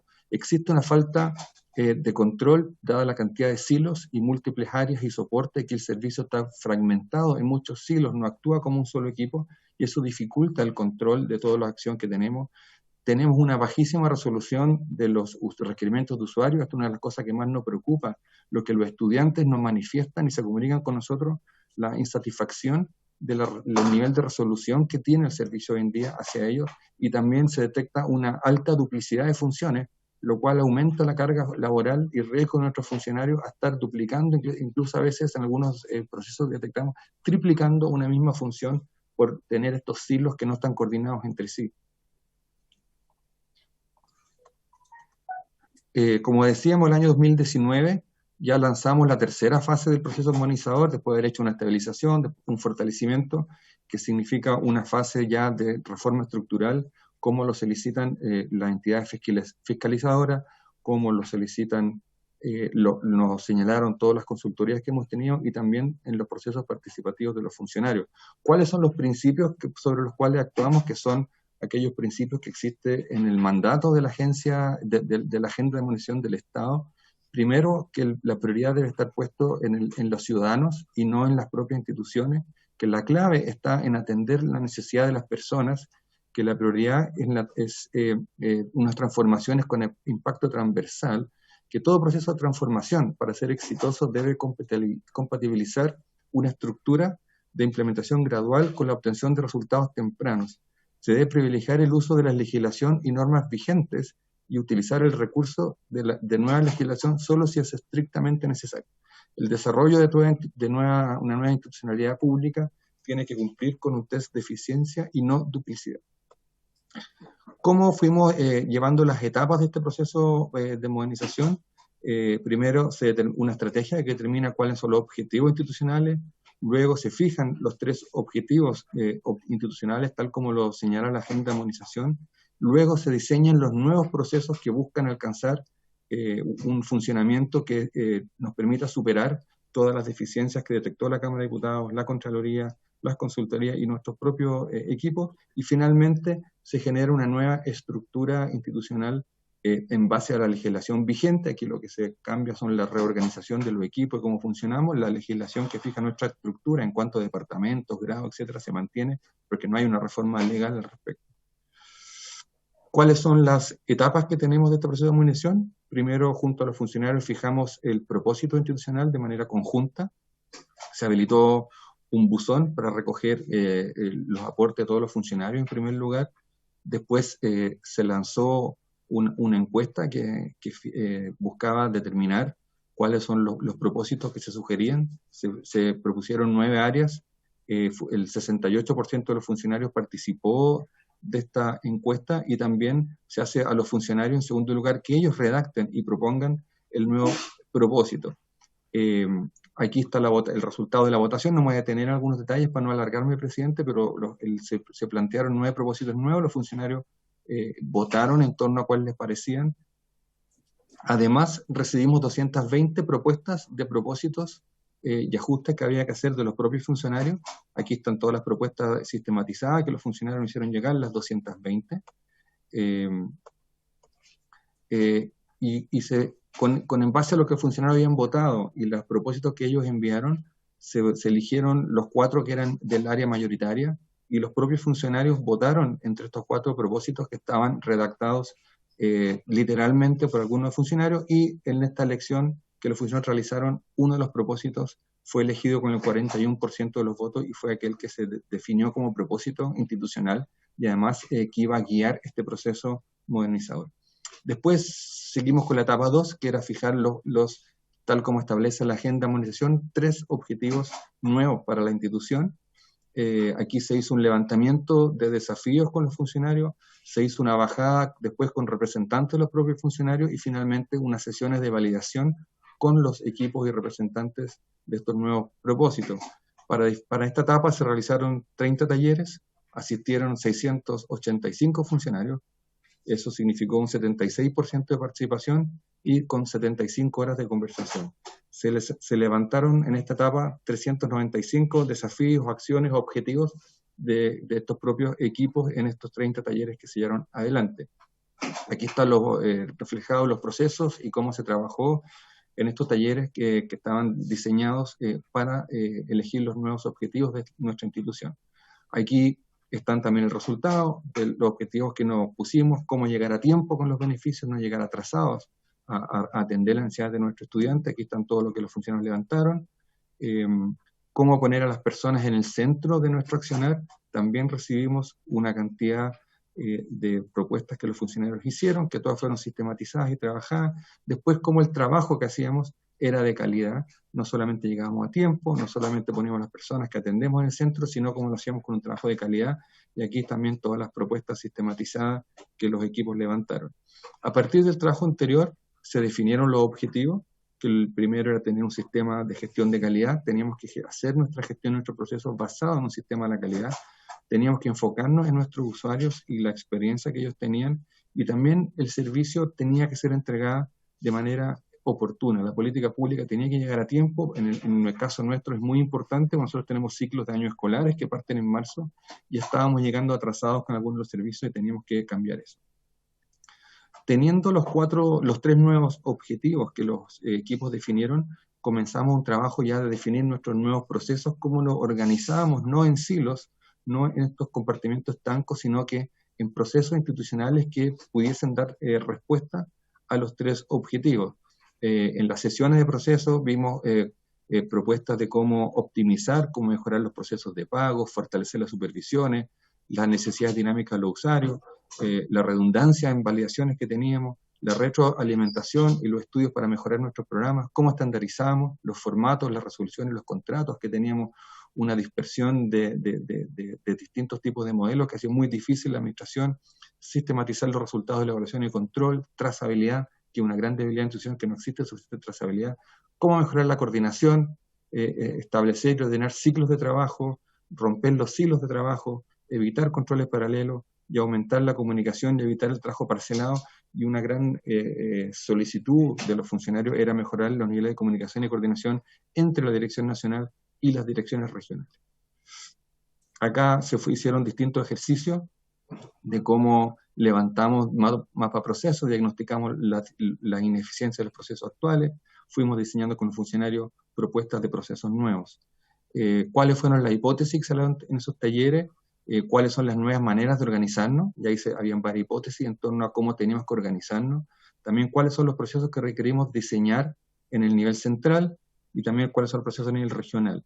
Entonces fuimos estructurando un anillo de prioridades que en el centro quedaba, se concentraba lo que era el corazón de nuestra institución, que son los usuarios, que son las operaciones que nosotros llevamos adelante para llevar las políticas públicas a estos usuarios, y muy importante el diseño de estas políticas públicas en base a la retroalimentación y a la información, tal como lo señaló la Cámara de Diputados, que tenía que haber estudios que fueran mejorando nuestras políticas, obviamente esto rodeado de gestión territorial, rodeado de áreas de soporte y también de áreas de planificación y control de gestión. Con esto se levantan 3 grandes procesos después de todo este trabajo, que primero tiene que ver con conocer mejor a nuestros usuarios, cuáles son sus realidades, sus necesidades, sus problemas y sus experiencias para usar eso en el diseño de nuestras políticas públicas. Es muy importante en la integración de nuestras políticas públicas. Hoy día tenemos una colección de políticas públicas muy buenas, pero que no actúan de manera conjunta para solucionar una brecha de usuarios, y aquí lo que nosotros queremos hacer es identificar todas las necesidades que tiene su usuario y luego diseñar las políticas públicas, concurrir a solucionar esa brecha. Tenemos que también mejorar en el área de usuarios la comunicación y gestión en donde tenemos contacto con los estudiantes, y también asignar a los usuarios de mejor manera los servicios, bienes y políticas públicas que le estamos entregando. En el área de operación teníamos que llegar de mejor manera y más oportuna con los servicios que prestamos nosotros como institución, mejorar claramente la supervisión. Esa es una de las debilidades institucionales señalado por la Cámara de Diputados y reiteradamente señalado por la Contraloría General de la República, que además hemos tomado ciertos compromisos de mejora, y también mejorar el soporte técnico que hacen los equipos técnicos de nuestra institución hacia las personas que están operando los contratos, convenios y políticas públicas. En el área de diseño, aquí hay una tremenda mejora en el diseño técnico de los programas, el qué y el cuándo hacerlo, en cómo tienen que ser los modelos de operación, en la experiencia del usuario. Vamos a incorporar a partir de ahora en el diseño cómo tiene que ser la experiencia de la persona que recibe, cuáles son los mejores mecanismos de asignación y también los sistemas de aseguramiento de la calidad. Hoy día esto no se hace durante la operación, esto va a venir diseñado ex ante en la nueva forma de operar. Y también, obviamente, esta área tiene que desarrollar todas las herramientas necesarias, toda la documentación que diseña la política pública, los contratos, los convenios, los manuales de operación. También se hizo jornadas con los representantes de las asociaciones de funcionarios regionales y nacionales para orientar estos procesos y también cómo relevar la acción con los actores más relevantes. Y finalmente el resultado, aquí no se ve el detalle, eso se lo podemos hacer llegar de una manera documentada para que puedan ver el detalle, de cómo fueron los resultados de las actividades y los distintos actores involucrados en los programas. Después, este es el grupo 1 de representantes, que claramente muestra cómo hay que agrupar lo que hacemos ahora, cómo hay que ordenarlo de otra manera, cómo se tienen que concentrar las funciones. Este es el resultado del grupo 2, que señala algo muy similar, en que lo que se reclama es procesos que organicen y que aglutinen y agrupen las tareas que nosotros estamos llevando adelante. Acá está lo que resolvió el grupo 3, algo muy similar y en la misma línea. Finalmente, diseñados nuestros procesos, en que se recoge todo el trabajo de los funcionarios, en que se recoge todo el trabajo de los representantes de los distintos talleres donde fuimos recogiendo y sistematizando todo lo que cada uno de los funcionarios que participó señaló. Se generó una nueva estructura, pero esta siempre en torno a la cadena de valor del servicio, y como vemos en la parte central, arriba y abajo arriba la parte estratégica, abajo la parte de soporte, parte obviamente con los mandatos y después un área de estudios que levanta la información y las necesidades en color morado, algo que acompaña toda nuestra cadena de valor, que es la gestión con nuestros usuarios y beneficiarios, una gestión de programa que acompaña todo el proceso, los diseña y los acompaña a lo largo de todo el desarrollo, y un área que opera nuestros programas, que ya es la entrega final cuando el beneficio llega al estudiante o a nuestro beneficiario. Aquí ya se hace un mapa de procesos más detallado en que se abren todas estas, qué significan toda esta cadena de valor en cuanto a las acciones o a las funciones que se deben realizar. Luego se agarran todas estas funciones que tienen que ser realizadas y se agrupan de manera de ir aquellas que son de similar característica o que son parte del mismo proceso, irlas agrupando y ir armando ya un conjunto de actividades que se tienen que realizar de manera que nos determine una estructura. Y como consecuencia de ese mapa proceso, manteniendo la misma estructura legal del servicio en cuanto a la cantidad de departamentos que tiene, la cantidad de unidades que se pueden asignar, se crea la nueva estructura, aquello que fija, como dijimos, las direcciones regionales, un departamento de programa, un departamento de operaciones, un departamento de usuarios, ¿no? Eso es donde está el corazón de la reforma, y de las áreas de apoyo, jurídica, finanzas, gestión de personas y departamento de informática. Aquellos que están señalados, presidente, en color azul, son justamente los jefes de departamento que son elegidos por alta dirección pública. Nosotros, una vez que ya formalizamos esta nueva estructura, se ofició solicitando el inicio de estos concursos para que lo antes posible estas jefaturas puedan ser designadas por el sistema de alta dirección pública, trabajo que estamos haciendo de manera coordinada con el servicio civil. Eso es, presidente, lo que quiero señalar en torno a cómo se ha llevado adelante este proceso hasta lo que vamos. Ahora, que lo que viene en la siguiente etapa, nosotros ya tenemos diseñados los procesos de primer y segundo nivel, tenemos diseñado una nueva estructura institucional que se establecen cuáles son las funciones de los departamentos y las unidades. Muy importante señalar que se establece una estructura regional. En las regiones no existía estructura, el servicio no tenía estructura, no tenía organigrama en las regiones, y esto ha sido señalado por la Contraloría.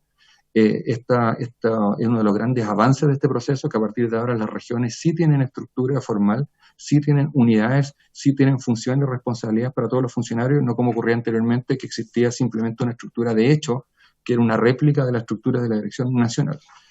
Ahora, de manera participativa con los funcionarios, vienen las siguientes etapas en que seguimos avanzando en la implementación de esto que les he presentado, que primero es de manera participativa diseñar los procesos de tercer y cuarto nivel. Eso lo vamos a hacer con todos los funcionarios. Se van a fijar los indicadores que van a definir estos procesos para cada unidad. Vamos a también fijar junto con los funcionarios cuáles son las metas de gestión que nos vamos a poner en base a los procesos tercer y cuarto nivel que estamos diseñando, que vamos a comenzar a diseñar ahora con ellos, y también fijar los ya conocidos los procesos en detalle a tercer y cuarto nivel, que llega a nivel de funciones, cuáles son los perfiles del cargo específico que tiene que tener cada persona en el interior de estas unidades. También vamos a fijar cuáles son las brechas que se necesitan para poder trabajar de manera correcta en los nuevos procesos en cuanto a capacitación, en cuanto a necesidades y levantamiento de tecnología. Esto es muy importante para que estos procesos operen de manera correcta. Dicho esto, presidente, nosotros tenemos primero la convicción de que un proceso que busca mejorar el servicio de esta institución, que se ha hecho de manera paulatina en el tiempo. Venimos trabajando en esto desde el año 2016. Se le dio mucho tiempo al trabajo de diagnóstico, mucho tiempo a identificar cuáles son los problemas estructurales que este proceso, el servicio tenía en su funcionamiento, cuáles eran las mejores soluciones técnicas desde el punto de vista de reorganizar los procesos que nosotros teníamos en nuestro funcionamiento. También, presidente, me gustaría señalar y de manera muy clara que aquí no cambia la política pública que entrega el servicio, aquí no cambia la misión del servicio, no cambia el rol del Estado, no cambia la función del Estado, no cambia la función estratégica que tienen los funcionarios públicos en esto que hacemos. Aquí lo que cambia es cómo reorganizamos nuestros procesos dentro de una misma estructura legal que está definida para este servicio. Aquí no hay políticas públicas nuevas, no hay beneficios nuevos, no hay beneficios que se eliminen, no hay bajas en coberturas y no hay ningún traspaso de función al servicio al sector privado. Esto lo que es una reorganización del trabajo que nosotros hacemos como equipo, y como les mostré, es simplemente un rediseño de nuestros procesos y es por ende una nueva estructura en que los equipos se organizan de otra forma. En relación con el presidente me dijo que me hiciera cargo de algunas cosas que se señalaron, algunas me voy a hacer cargo, otras no, porque son afirmaciones que no corresponde responder. Tiene que ver con el tema de la licitación y la privatización. Aquí señalar que no hay ninguna función del servicio y de los funcionarios que se tercerice.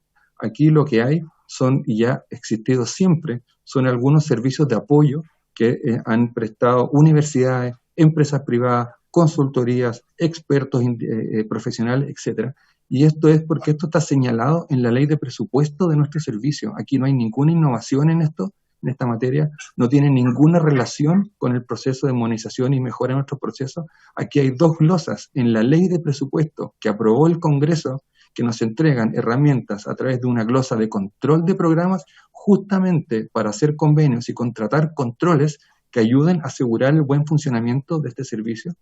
Y también en la glosa del programa de alimentación, el Congreso aprobó una glosa de 1.000 millones de pesos para mejorar la capacidad disminuida que tiene este servicio de control y de supervisión y de aquello que están realizando nuestros prestadores. Evidentemente, este es un servicio que no tiene la capacidad para estar en 12.400 puntos todos los días, con 100 funcionarios que se dedican a la supervisión, y por eso se estableció una glosa. Aquí lo puedo descartar, presidente, de manera muy tajante, que aquí no se ajusta para nada a la realidad las afirmaciones que se hacen en esta materia. Aquí hay unas glosas de una ley que establece el Congreso, que aprueba el Congreso, y este servicio actúa en consecuencia. Estas glosas se llama control de programas, porque está definida para eso, y establece una glosa en el programa de alimentación para supervisión de este programa. Y lo que hemos hecho es simplemente implementar lo que la ley de presupuesto nos señala, y esto no tiene ninguna relación con un proceso de reorganización de nuestros funcionarios. Las funciones administrativas, estratégicas, de planificación, de diseño, de operación de los programas, de control de los mismos, siguen estando en manos de los funcionarios y siguen estando en manos del servicio. Aquí no hay una pérdida ni de facultades, ni entrega de facultades a privados. Existen asesorías, como decía, de universidades, como la Universidad de la Facultad de Economía de la Universidad de Chile, que nos apoya en el análisis financiero de las empresas. Existen asesorías, como por ejemplo el DICTUC de la Universidad Católica, que nos apoya en el análisis de las ofertas económicas del modelo matemático de nuestro, cuando se adjudican los programas de alimentación. Existen empresas especialistas en laboratorio que, por ejemplo, realizan análisis de laboratorio cuando hay contaminaciones, cuando tenemos dudas de la calidad de los alimentos, y eso es el servicio no cuenta con laboratorios para hacer análisis microbiológicos o de contaminantes, y por eso se contratan. Este servicio ha establecido, a diferencia de lo anterior, que existe una norma que regula el programa. Las empresas hoy día no solamente son supervisadas y fiscalizadas, sino que además tienen que ajustarse a una norma propia que desarrolló el servicio basada en HACCP y la ISO 22000, que son certificadas por organismos especializados en certificación de normas, como tiene que ser y como está establecido. Las normas funcionan así, con organismos que certifican normas. Y también tenemos servicios de supervisión de aquellos procesos que agregan menor valor y que son de alto volumen y que nuestros funcionarios no tienen que hacer, pero que no son estratégicos, como es, por ejemplo, verificar en la cocina si están los elementos de seguridad, si están los elementos de aseo, etcétera, y son los funcionarios nuestros que siguen supervisando lo que es esencial del programa de alimentación, como es la calidad del servicio, como es la satisfacción de los beneficiarios, como es mirar la comida, como es ver que la empresa esté cumpliendo con todos aquellos elementos esenciales. Eso no se terceriza y eso sigue siendo parte del servicio. Aquí lo que se ha hecho es simplemente tercerizar las cosas que técnicamente no podemos hacer, como laboratorios, como certificación de normas, o aquellas funciones que no agregan valor, pero que sí son de alto volumen, como es certificar que en una cocina esté el basurero, esté la mopa, esté el cloro, etcétera, cosas que perfectamente empresas que se especializan en eso nos pueden apoyar para que nosotros nos centremos en aquello que sí es cadena de valor y que sí afecta el resultado de nuestras políticas públicas. Nosotros tenemos la convicción y la certeza que después de años de trabajo de diagnóstico y diseño, de participación con los funcionarios, este es un proceso que va a mejorar la calidad de vida de nuestros funcionarios, va a disminuir la carga laboral por la cantidad de duplicidades e ineficiencias que tenía nuestro diseño anterior, va a dar tranquilidad administrativa a los funcionarios que hoy día están expuestos en las diferentes auditorías que nos ha hecho la Contraloría, más de 50, porque no están claras sus funciones, porque no hay mapa de procesos, porque no hay indicadores, porque no existía una estructura en las regiones, por ende ningún funcionario tenía asignada formalmente una función, entonces no estaban claros cómo se tenía que llevar adelante el trabajo, quién hacía qué y cuáles eran las responsabilidades. Y lo más importante de esta reforma, presidente, nosotros tenemos la convicción que los estudiantes van a ser los principales beneficiados y van a sentir la diferencia. No es eficiente para un servicio tener una cantidad de programas que concurren a las escuelas y a los establecimientos de educación superior de manera independiente. Hoy día cada programa concurre de manera independiente y no de manera integrada. A partir de ahora vamos a diseñar los otros programas de manera coherente, vamos a identificar las necesidades de los beneficiarios en cuanto a decir cuáles son todas las necesidades, cuáles son las brechas que tiene un estudiante y luego concurrir con un conjunto de herramientas que hoy día tenemos a solucionar las brechas de ese estudiante. Concurrir a los colegios de manera conjunta como un solo operativo de JUNEF y no como hoy día que la salud dental, servicios médicos, habilidades para la vida, alimentación, una serie de cosas concurren de manera independiente como si fuéramos servicios públicos diferentes. Y eso creo que va a ser una tremenda diferencia que va a potenciar el rol del Estado, va a fortalecer la política pública del Estado en cuanto a ser un soporte que habilite a todos los estudiantes para ingresar al sistema educativo, para llevar adelante su proceso de educación de manera exitosa. Por eso estamos muy convencidos de lo que hemos hecho. Nosotros disentimos de las declaraciones que ha hecho la Asociación de Funcionarios, no compartimos lo que aquí se ha afirmado. Nosotros creemos que la participación de los funcionarios ha sido contundente, la etapa de diagnóstico de años es contundente y la solución técnica que se está haciendo es muy sólida. Por eso yo creo que aquí no tenemos una opinión muy diferente y no concordamos con algunas declaraciones que aquí se han hecho, que a mi juicio personal están bastante alejadas de la realidad. Eso por ahora, presidente, quedo disponible a todas las preguntas que me pueden hacer los integrantes de la comisión. Muchas gracias, señor director nacional. Agradeceremos nos haga llegar su presentación, por favor. Bien, en lo que resta de los pocos minutos ofrezco la palabra a los señores y señoras diputados. Anotemos, en este orden, diputado señor...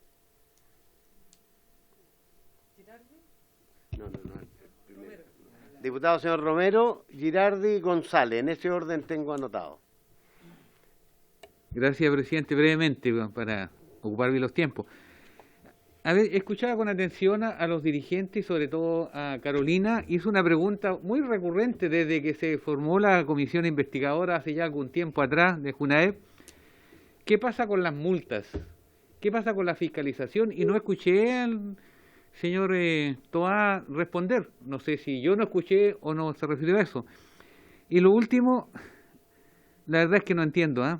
Parece que estamos hablando de dos instituciones totalmente distintas. La visión de los funcionarios, los trabajadores, con la del director.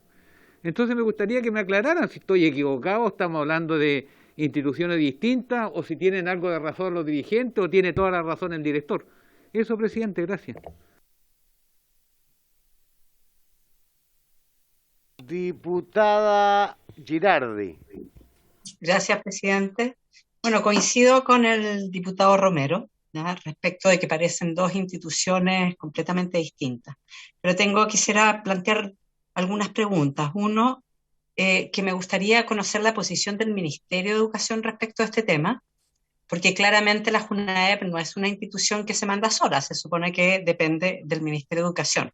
Yo creo que sería bueno tener la mirada del Ministerio respecto a esta situación. Lo segundo, presidente, respecto a lo que plantea el director, que a mí me parece sumamente claro lo que él dice, que la Junaep ha tenido distintas crisis en la historia, ¿ya? Y en la entrega de los programas de alimentación, y que claramente, y esto también es parte efectivamente de las conclusiones de la comisión investigadora, es la debilidad institucional que tiene la Junaep frente a la cantidad de recursos que maneja, ¿ya? Y a la tarea tan sensible, ¿no?, tan crítica de entregar alimentación a los niños más pobres de nuestro país, ¿ya? Y que claramente no da cuenta la debilidad institucional de la tarea, ¿ya? La institución no está a la altura, ¿ya? Pero también dentro de las conclusiones que nosotros planteamos, que parte de esta debilidad tiene que ver con el modelo de externalización, ¿ya?, de contratar a empresas privadas con fines de lucro, ¿ya?, la alimentación más sensible de niños de escasos recursos, a empresas que van a recortar costos para lograr mayores ganancias, porque ese es el sentido de la empresa. No podemos criticar a la empresa por eso, ¿ya? Lo que tenemos que criticar es que el Estado le entregue una función a empresas que van a recortar costos para obtener ganancias, ¿ya?, a costa de la alimentación de los niños, y que hemos planteado, y parte de las conclusiones también fue de que la atención y el foco de la lógica de los programas de alimentación está en el bienestar de las empresas y no en el bienestar de los niños, ¿ya? Así se organiza la Junaep, en lo que necesitan las empresas, lo que pueden hacer las empresas, pero no en lo que necesitan los niños. Y por eso aprobamos una ley hace poco acá que tiene que ver con la modificación de la Junaep para ir cambiando esta lógica, ¿ya? Pero obviamente esa ley no puede ir a modificar, porque sería inadmisible, esta lógica de tercerización a empresas privadas.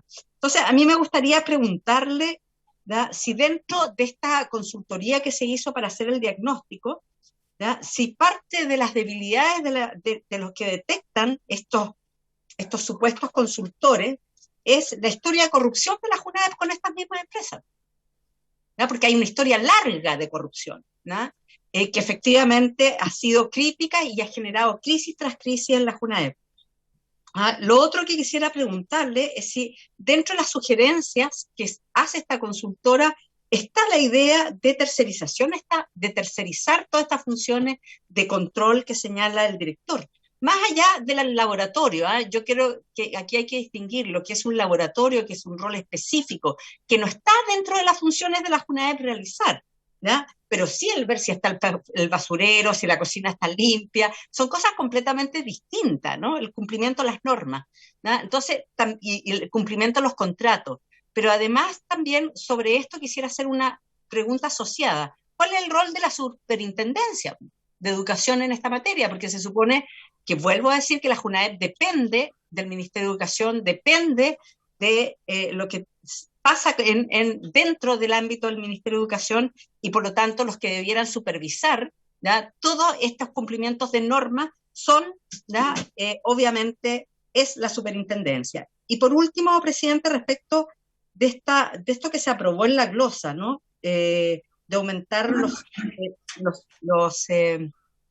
los recursos para controlar, ¿ya?, o para tercerizar funciones, ¿ya? Y esto es lo que quiero hacer un paralelo con lo que pasa, o sea, y que efectivamente es lo que plantean los trabajadores, ¿no?, que se va jibarizando cada vez más la institución, en vez de fortalecerla, se va entregando más facultades a empresas, ¿no? Y es lo que pasa con los servicios de salud públicos, ¿no?, que le entregan contratan cada vez más servicios a los privados, ¿ya?, y el servicio de salud se va jibarizando y empobreciendo, ¿ya?, hasta que probablemente desaparezca, ¿no? Entonces, finalmente, todo esto termine en manos de empresas, ¿no? Yo creo que eso es sumamente peligroso lo que está pasando, no sé si hay conciencia de eso, ¿no? Y por último, presidente, respecto de la pregunta que hacía también el diputado Romero, ¿no?, ¿cuál es la evaluación del director respecto de esta oposición permanente que han tenido los trabajadores a todo este proceso de reestructuración? Si tanto se está haciendo con ellos, ¿ya?, ¿cómo es posible que haya tanta distancia en lo que plantean los gremios con respecto a lo que plantea el director? ¿Con cuál ellos se está haciendo? Esa es mi pregunta. Gracias, presidente. Gracias. Tengo que hacer notar que nos quedan 4 minutos. Voy a ofrecer la palabra al diputado señor González y evidente que tenemos que hacer una prolongación de esta sesión para poder tener la ronda de preguntas todos los que quieran hacerla y luego la respuesta de parte del director nacional. Y en esa ocasión queremos invitar al ministro de Educación para que tengamos la visión de quién depende la JUNAEP. Y por otro lado, informarles que ya como me hacía ver nuestra diligente abogada secretaria, ya se ofició a la Contraloría General el día 30 de mayo y se ofició al Ministerio. De la Contraloría tenemos respuesta y nos ha señalado que le dio 10 días de plazo a la JUNAEP para que responda, ¿no es cierto?, sobre las consultas realizadas a fin de poder respondernos. El Ministerio no ha respondido nada todavía sobre la materia. Así que ese es el cuadro para que lo tengamos claro. Diputado señor González, en lo que resta de este tiempo tiene 3 minutos.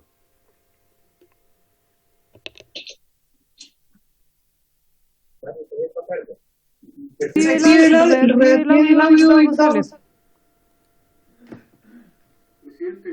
es conveniente saber, antes de iniciar mi consulta y mi intervención, saber si se va a prolongar o no, y cuál va a ser la metodología que vamos a usar, porque la verdad es que si hay 3 minutos después nadie va a poder seguir interviniendo y queda todo interrumpido. Entonces yo creo que es importante saber cuál es la dinámica de la reunión para medir también la intervención. Lo que ya había señalado previamente, que es evidente y es necesario darle continuidad a esta sesión, para que todos los señores diputados que quieran intervenir, hacen consulta, ¿no es cierto?, o comentario, puedan hacerlo, porque solo han hablado hasta ahora 2. Y además, y lo más importante, es que tenga un tiempo de respuesta, ¿no es cierto?, para el director nacional, que ha sido consultado con reiteración, y probablemente lo va a hacer más. Y además, creemos que en esa ocasión vamos a invitar al señor ministro de Educación para que entonces podamos cerrar y tomar algunas decisiones sobre esta materia. Entonces, si usted lo estima y dado el tiempo, no podemos alargar esta sesión, estimado diputado, porque usted sabe, tenemos compromisos con la comisión investigadora de SLEP en horas de la tarde y todos tenemos que tener algún tiempo para la colación. Presidente, entonces yo quisiera proponer, la verdad es que aquí hay 2 mundos tan distantes, tan profundamente diferentes, que creo que hay que saber primero quién dice la verdad, hay que saber cuál es la realidad y no podemos tener una ponderación de eso en 2 minutos. La verdad es que yo estimo que tenemos que hacer este trabajo en serio, que por lo tanto, digamos, debiéramos dedicar otra reunión completa a analizar esta situación, a pedir los informes de los organismos que tienen que intervenir en esto, la Superintendencia de Educación, por supuesto el ministro, y saber, digamos, cómo se hizo el trabajo de análisis de parte de todas las consultoras. Este es un proceso muy largo, no es un proceso de un día.